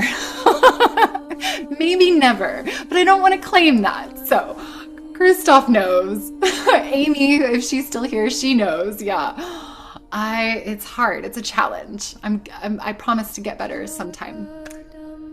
But there's so much goodness and information and things that I want to teach and show and share. And so I just know that sometimes if people have to go, they'll go and they'll come back to the replay. So I want to do one more. Actually, okay, yes, Spirit said pause. We're going to do 2 things here. Okay. Never mind. I'm allowing myself to be guided. Okay. We're going to go into this short practice and then we'll wrap up. Yay, Amy. It's what I love best. I love to learn and I love to share what I've learned with others. So thank you guys for receiving, because it wouldn't be as much fun if there was no one here to receive it. So thank you guys. All right, we're going to do another practice. So I invite you all to go ahead and close down your eyes. Have your pen and paper nearby. I'm going to bring on some particular energies and frequencies. We are listening to theta. Theta is that out of body, out of physical brainwave state. We're entraining your consciousness to be more receptive to your intuitive guidance.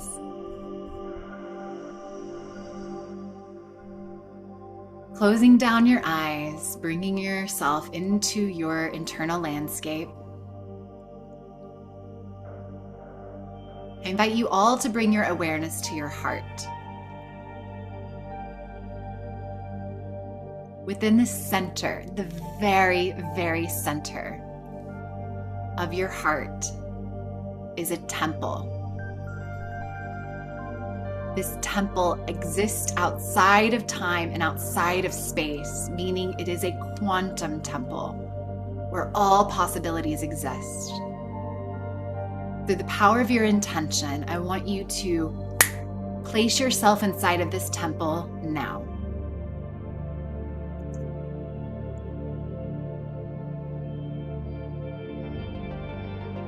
And just feel, perceive what it feels like to be inside of the temple of your heart. Just noticing what is there. What does this temple look like? What does it feel like? Is it inside? Is it outside?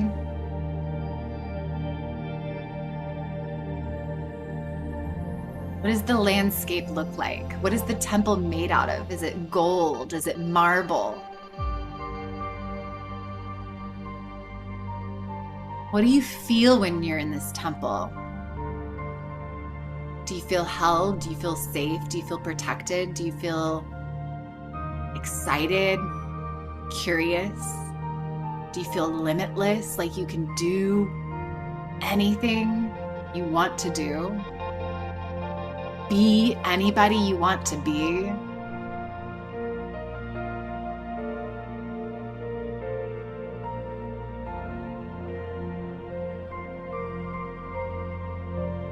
Within this temple space, we're going to call forward your highest self. Your soul, your oversoul, your I am presence. Whatever part of your highest self. The truth of who you are. The unlimited aspect of your being. The part of you that knows everything. That can see outside of time and space that can predict the future and guide you to the decisions and choices that are most meant for you, that are aligned with your highest timeline. As you invite in and invoke in this aspect of you, I want you to just tune in intuitively and tune into all of your different clair senses. What do they feel like? Asking them to come closer, asking them to really let you feel them. As we ask your higher self to begin communicating with you energetically through your clair senses, you can even say, higher self, let me feel you. Let me see you. Let me hear you. I'm open to receiving. I'm open to connecting. I choose to trust my guidance. I choose to trust you. Just allow yourself to tune in, to feel them, to see them, to perceive them through your internal senses in whatever way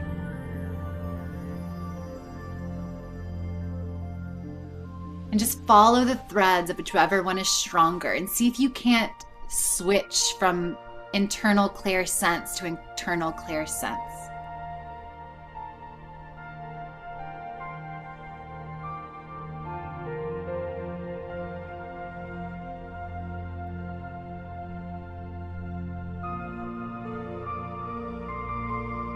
We're going to ask your higher self now to guide you, to communicate to you, to support you.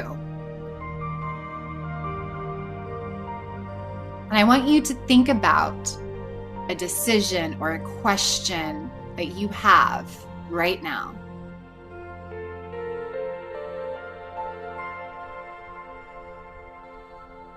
Something that you would like guidance around. And I invite you to speak it out loud. This is important. Please speak out your question out loud to your higher self. What is it that you want to know? What is it that you want support around, guidance around?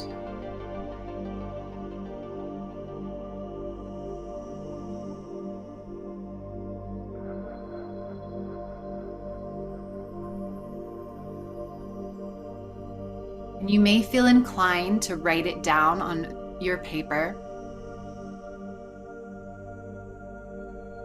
And just notice what you're perceiving as you connect to your higher self and ask them to share with you, to guide you.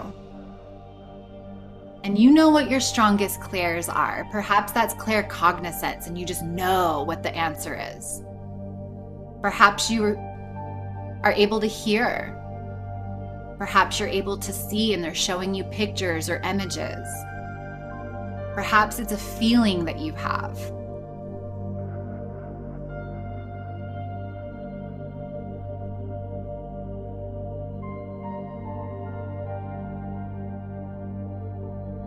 If the answer is not clear, you can say, higher self, please be more clear. Please clarify that for me. What does that mean?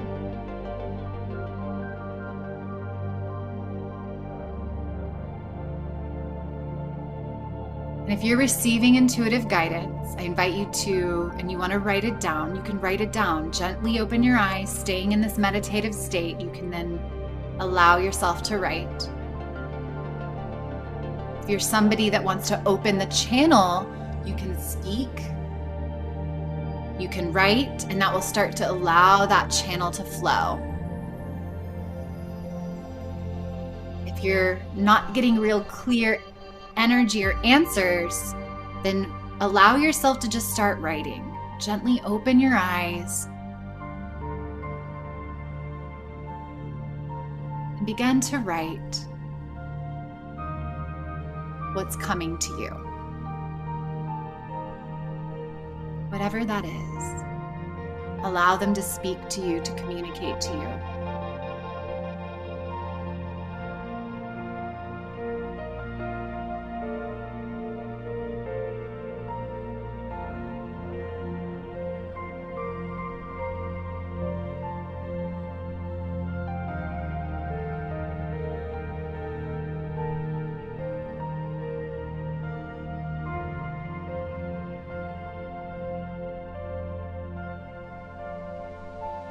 If you have another question that you want to ask, you can ask that now.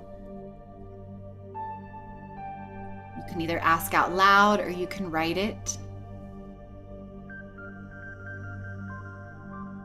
And just tune in. If you need clarity, you can ask for clarity.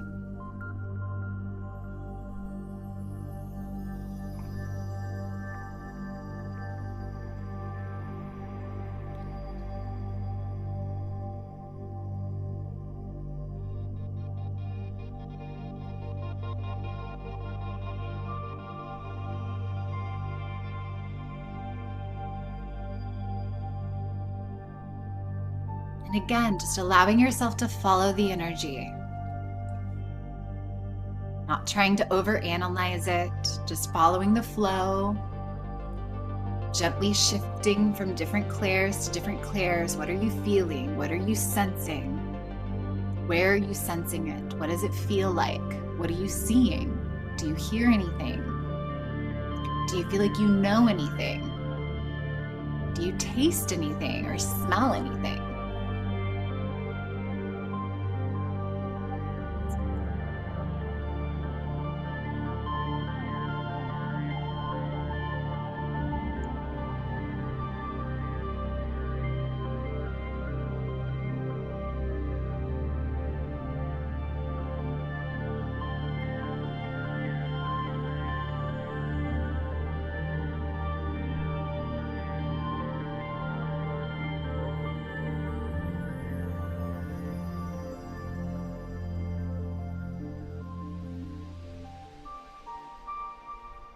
And if you're writing, I invite you to finish up what you're writing.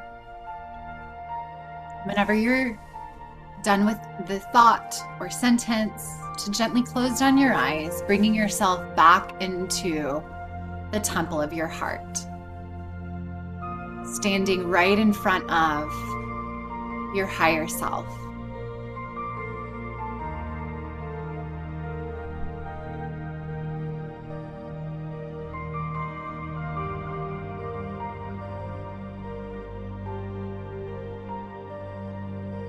We're going to share with our higher selves that we are committed to cultivating a direct line of communication with them.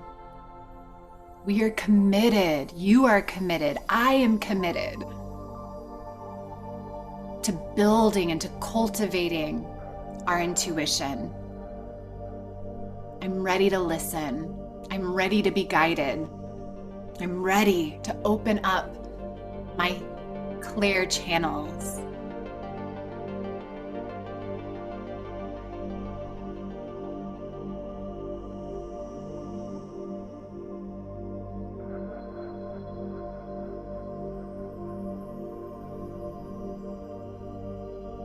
We can share with them that we want to open and establish a regular channel of communication every day. That we're committed to tuning in and to asking for guidance, and that we are committed to following that guidance. I invite you to make a commitment here and now in your heart or verbally out loud to connecting to, communicating with your higher divine intelligence. I am ready to open up my psychic, intuitive, clear gifts. I am ready to tap into my intuitive superpowers. I am ready to let go of all fear and limiting beliefs and to stand firmly and confidently in my intuitive abilities. I'm ready.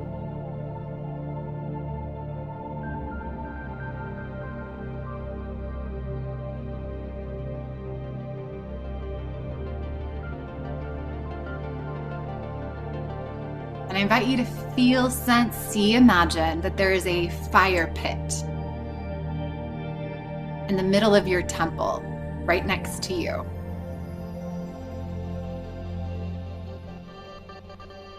And I want you to step up to that fire. These are the fires of transmutation that burn away everything that doesn't serve. These are the fires of God, of creation. And I want you to take all that fear around your intuition, any limiting beliefs that you have, that you are not intuitive, or you're not strong enough, or you're not psychic, that it is not safe to trust your intuition. And I want you to take all of that and I want you to throw it into the fire. You don't need it anymore. It doesn't serve you. It's only holding you back. So let it all go. Surrender it to God. Surrender it to Spirit. Surrender it to Source. Say, God, you take this. You take all of this fear. You take all this limitation. You take all of these things that are blocking my superpowers. I don't want it. I don't need it. And put it in the fires. See it burning away. As you release, as you let it go, as you surrender it. And as you step into and reclaim your sovereignty, your discernment, your ability to have clear communication with Spirit, with God, with angels, with your own higher self.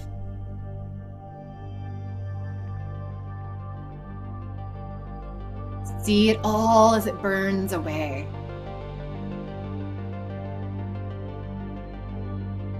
And as you peek into that fire pit, the fire begins to slow down. And as it does, you see a crown of light. This beautiful, radiant, golden light crown. And you reach into the fire and you don't get burned because these are spiritual fires. And you pick up that crown and you place it on top of your head. And as this crown touches your head, you feel as it begins to open your crown, your actual crown chakra. It opens your third eye. It begins to open up your intuitive pathways to Source, to God, to Creator. Perhaps you feel as this energy begins to come into your crown and third eye, this tingly, perhaps an energy is swirling and moving as it releases any density, any heaviness, any blockages to your third eye, to your crown, to your intuitive channels. And you are crowning yourself as the king and queen of God, daughters of God, sons of God, reclaiming your rightful place, reclaiming your superhuman superpowers, and recognizing that this gift has always lived and existed within you. It is your birthright.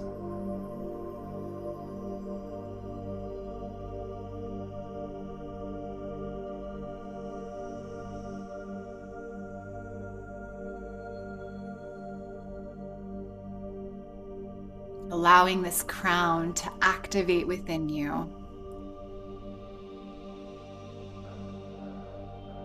highest intuitive channels and pathways that are available to you in this moment.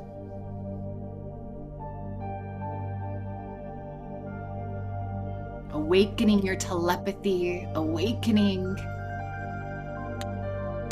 all of your powerful mental capabilities, intuitive capabilities.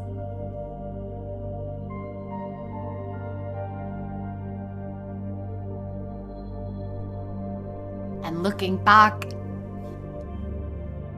at your higher self, recognizing that this is you, the truth of who you are, boundless, limitless.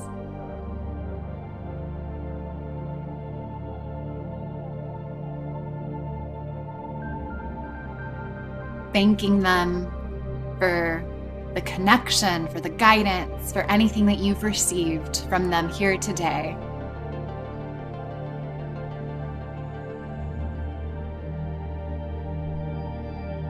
And remembering that this temple of your heart is always here, always available for you to enter into and to communicate with your higher self, to communicate with God, angels, whomever.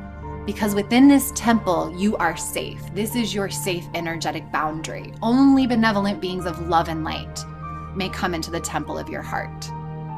This is your safe space to do psychic work, to communicate with the divine. All of my intuitive work, all of my healing work is done in the temple of my heart.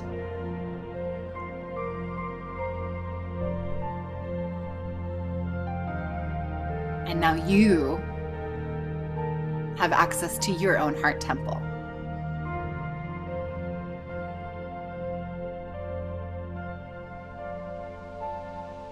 Through the power of intention, bringing yourself fully back into your body, coming out of the temple and bringing your consciousness into the fullness of your body, located right here in this time, in this space.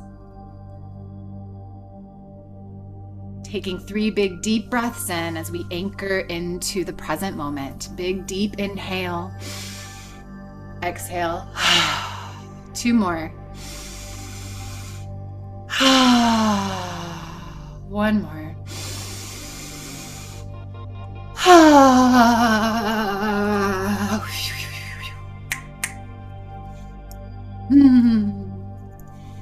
And then opening your eyes whenever you're ready.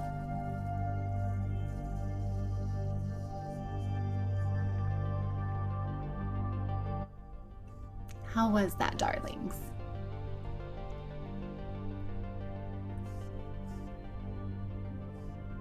How was that? How do you feel?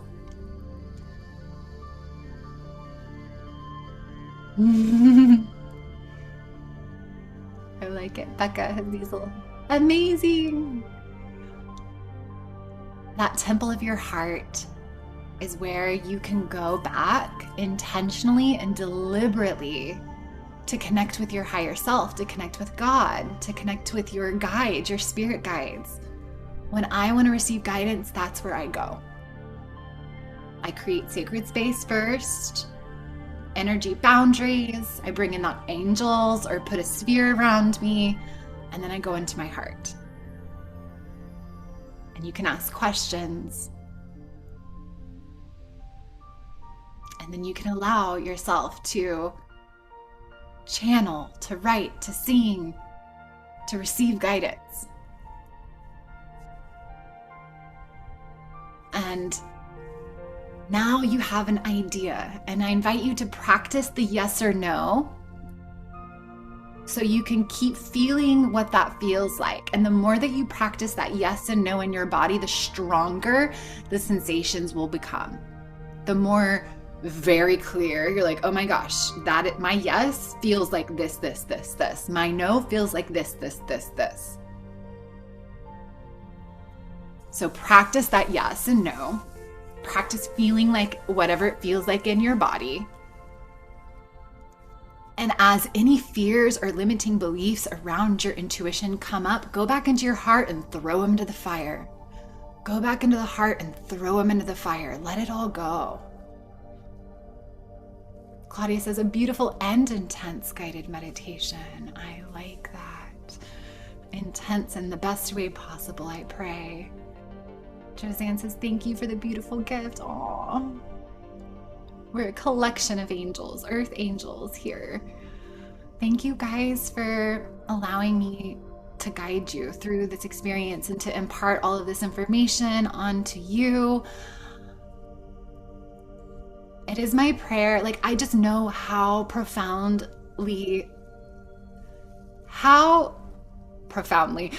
yes, I just know how crucial my intuitive development was in my personal path and accessing my intuition and accessing my yes and no. Oh, Latrice says, I'm going to draw my temple. She said she was crying as she spoke to her higher self. Oh, angel. Yeah. Oh, that makes my heart. Honestly, this is a perfect segue into my invitation. I do have an invitation. And the reason why this is a perfect segue is because you just reminded me of the very first moment that I met my healing angel. When I first met my healing angel, I was just floodgates opened. And it was early. This was back 7 years ago when I first did and learned angelic Reiki. And I never met my healing angel. I hardly knew much about intuition. And I attribute my intuitive capabilities opening, the floodgates opening, to practice of angelic Reiki. And angelic Reiki is really, really different than traditional Reiki because you're actually channeling and working with angels, ascended masters, and galactic healers. So I want to invite you guys, if you are somebody, it's like, okay, now what can I do with this? Like, that was great, and I would love to take it further.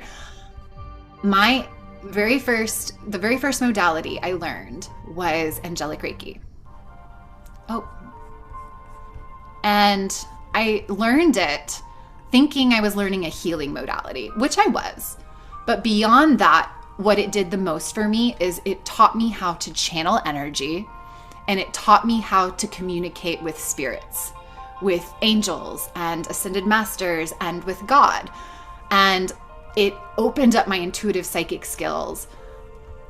I mean, I didn't really know what barely knew what intuition was. I didn't really know what psychic skills were. It opened me up in really beautiful ways. Why? Oh, here. It's here. Okay. Couldn't find my stuff. So the invitation that I have for you, if you want to go deeper with this, is to learn what I learned, which was angelic Reiki. Angelic Reiki is a modality that was channeled by Kevin Core back in 2015. And it is a energy healing modality. But beyond that, Michael, it's so good to see you. I just saw your face. It's so good to see you. I'm hosting, it's online, July 25th through 27th. It's 3 days.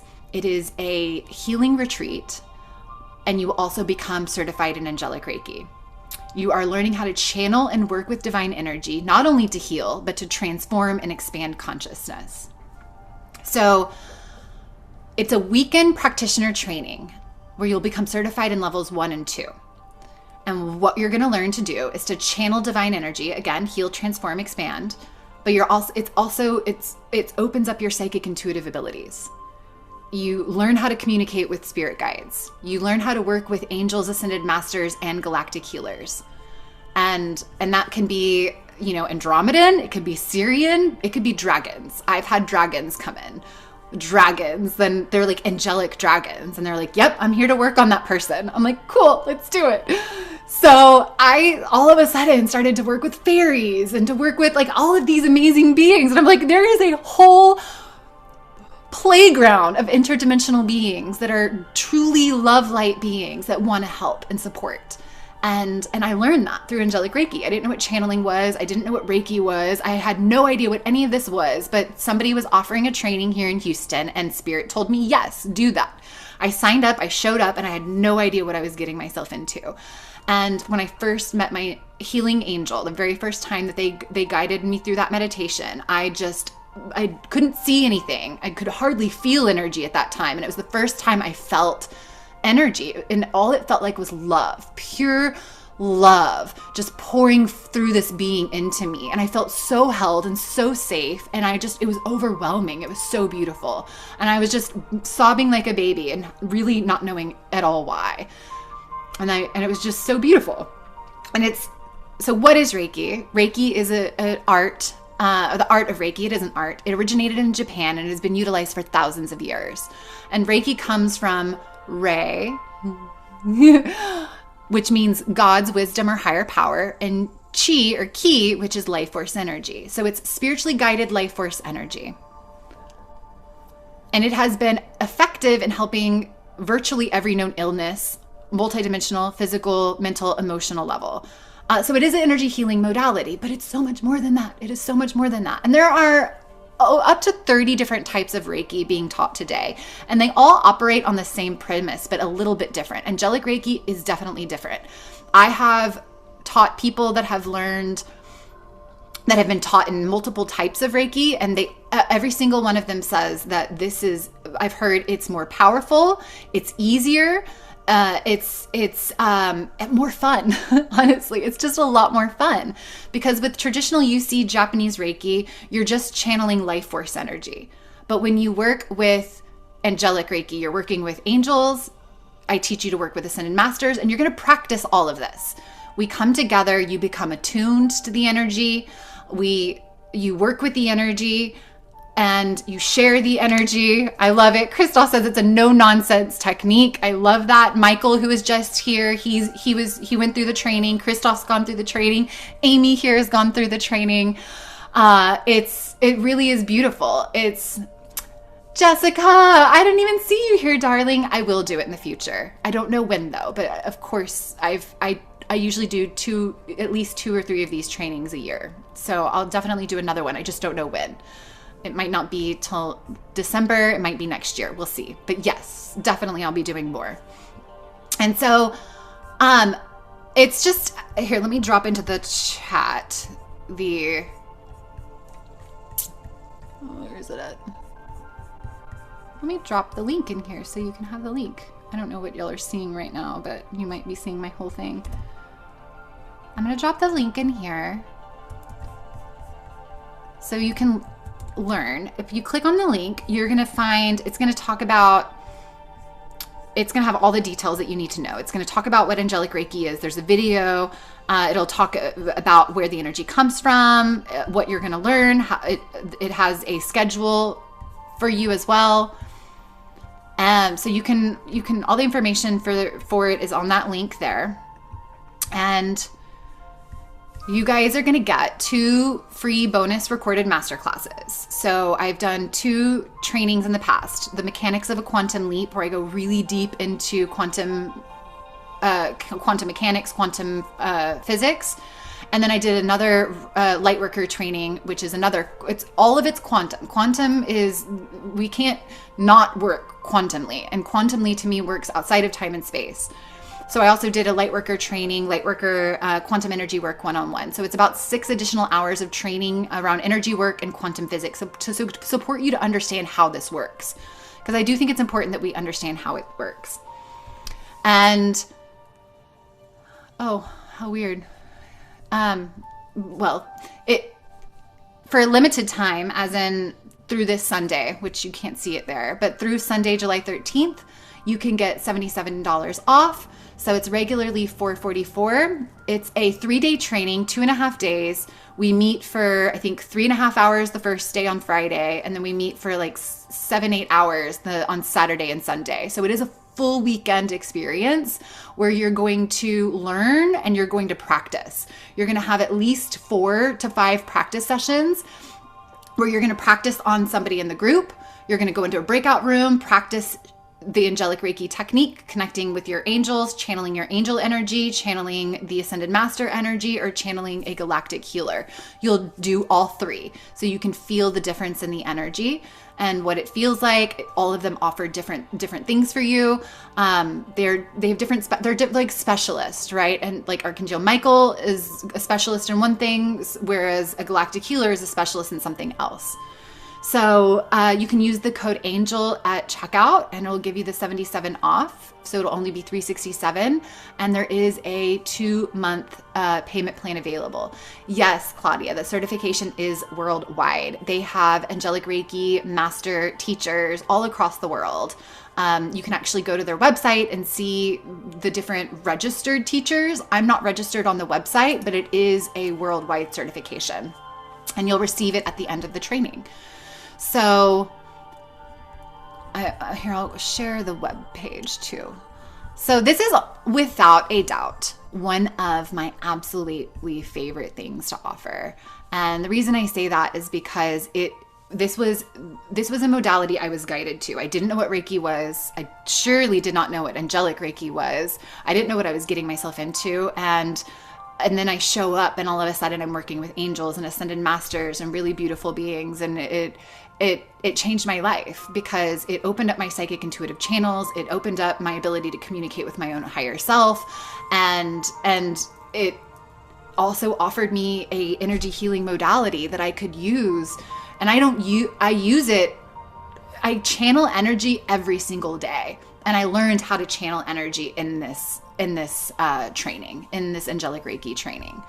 So it's just such a beautiful offering. I will do another one later this year, maybe next year. But if you're available for this one, I highly recommend joining because it's such a beautiful experience.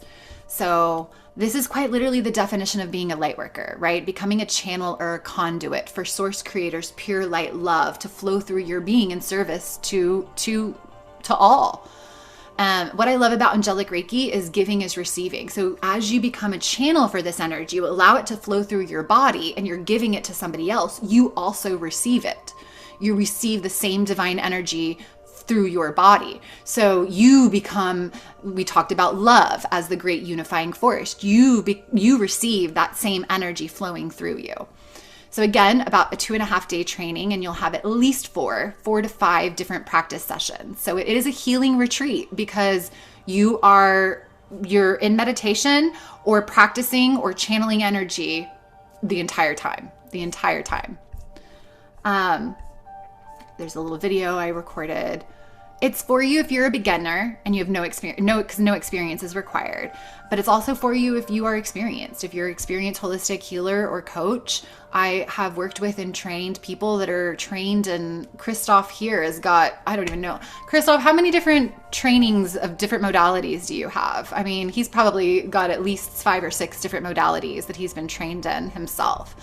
And so I love getting to train people that have other modalities because it's really beautiful to hear how this compares to what they're already working with. And you can actually weave this into the things that you're already using. So you will receive attunements, 5, nice.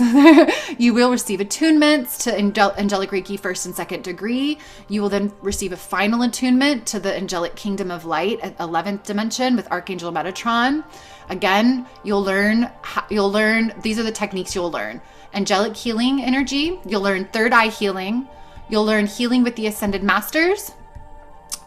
It could be Yeshua, it could be Buddha, it could be any of the ascended masters. It could be Kuan Yin, whomever comes through. And the galactic healers. And the galactic healers can be light beings with no physical form. They could be Andromedan. They could look like extraterrestrials, or they could look like dragons. Like, I've had so many different beings come through.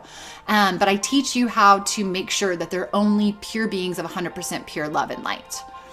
And then you're going to learn quantum healing or past life healing. So this is actually a modality that can help you with past life healing. And so you're going to learn how to do guidance on self-healing, distance and in person. Obviously, we're going to practice distance healing. And then you'll just learn all that you need to know so that you can be fully trained and certified in this modality. This was me on my original, this was Angelic Reiki 1 and 2, and then this was my master teacher level. So this was my teachers that trained me. And the retreat is 3 days, Friday from 4 to 7:30 Central Time. So about 3.5 hours on Friday. And then Saturday and Sunday. So Saturday is 7 hours and Sunday is 6 hours. And so you're either in meditations, energy healing training, or receiving attunements and then practicing. And so it's plus overtime. Yeah, thanks, Crystal. I will say I've actually learned to be really good about being on time for this, because you guys plan your weekend around this, and some people have babies and they're breastfeeding, or they have dinner that they have to make for family. So I am really good about being pretty on time for this. I've actually had to extend. This used to be from 10 to 4, but I put it to 5. Here, I'll put the website is right here. I'll drop it in here again. And this is how it differs from other methods. The source of the energy is different. The practitioner's role is different. It's a deeper kind of healing and a deeper connection to the divine. And that's just me, testimonials. Here's some beautiful earth angels. I've been honestly so blessed to just bring them into their divine remembrance of who they are and what they're capable of. So you'll see me here with blue hair, but here with red hair. The full spectrum of the different colored rays. I've embodied it all over the years. So yeah, if you have any questions that you don't see answered here, please do not hesitate to reach out to me directly. I'm going to be sending out, once we get complete here, I'm going to send out the replay. Once I get it uploaded, I'll send you the code, the link to the page, and the notes as well. So all of that will be sent out. And if not today, for sure, first thing in the morning. And yeah, thank you guys for being here. And I'm going to come over to gallery mode so I can see you guys. Thank y'all so much for coming and for being a part of this experience and allowing me to pour into you and receiving. And it would be such an honor to get to journey deeper and further with you with Angelic Reiki. And again, it's a modality that, yes, can offer healing, but what I feel like I've used it more so is for expansion. As you learn to channel energy and channeling the angels, channeling God, channeling the divine, your channels, your intuitive capabilities open. You learn how to communicate and you practice that communication. And then, of course, yeah, a beautiful, incredible byproduct is it takes any discoherence and brings it into coherence. So anything that is not, that doesn't belong there, anything that is dense and heavy or discordant or any trauma, it starts to resolve itself through this beautiful, coherent, loving energy. So thank you so much, Becca, for being here. Thank y'all all for being here. Jessica, it's so good to see you, darling. Thank you, Michael and Amy and Christoph. Those of you who've already gotten to experience this modality and be a part and learn it and train in it is really beautiful to have y'all here for this experience. I love y'all all so very much. Thank you. Thank you. Thank you. Thank y'all for allowing me to go over on time. Y'all are so generous with your time. I love you. Christoph. All right, beautiful beings. Y'all are amazing. Thank you. So yeah, let me know if you have any additional questions or how I can support you even beyond this. And if this is something y'all really liked, let me know, because I'm really thinking about creating a larger intuitive training experience, energy mastery, intuition work, like a program. I'm really thinking about doing like a 7-week program around this type of stuff, because I think that would be, it's important for us to keep practicing and to keep building and practicing and opening those channels. And so I love this. I have so many other practices to help cultivate your intuition that I could guide you guys through. We just don't have time for, it really could be a whole program on its own. So if this is well received and you guys like this, then we could the information is great, but practicing it is even better. So if this is something that you guys might be interested in a group outside of angelic Reiki, if you might be interested in going deeper with it, then let me know. And I'm here in service to you guys. So if that's something that there's interest around, I'm so happy to create something like that. Thank you guys. I love you all so very much. I hope that this has felt inspiring and exciting, and that you're like, okay, yeah, now you've demystified the woo-woo, and you can take this and run with it. And so, yeah, enjoy your adventure of life, you guys. It's such an honor to walk this path with each of you. And really, I'm just bringing you into the divine remembrance of who you already be. None of this is truly new information to you, truly, because your higher self, your soul, many lifetimes of mastery do you guys weave. You are masters in all of this already. It's just an honor that I get to walk alongside you and to help remind you of what you're capable of, how strong and powerful and amazing and resilient you are, and deserving to create a life that you are just madly in love with. So I love you guys. Y'all have a beautiful evening, and I'll see you real soon. Bye.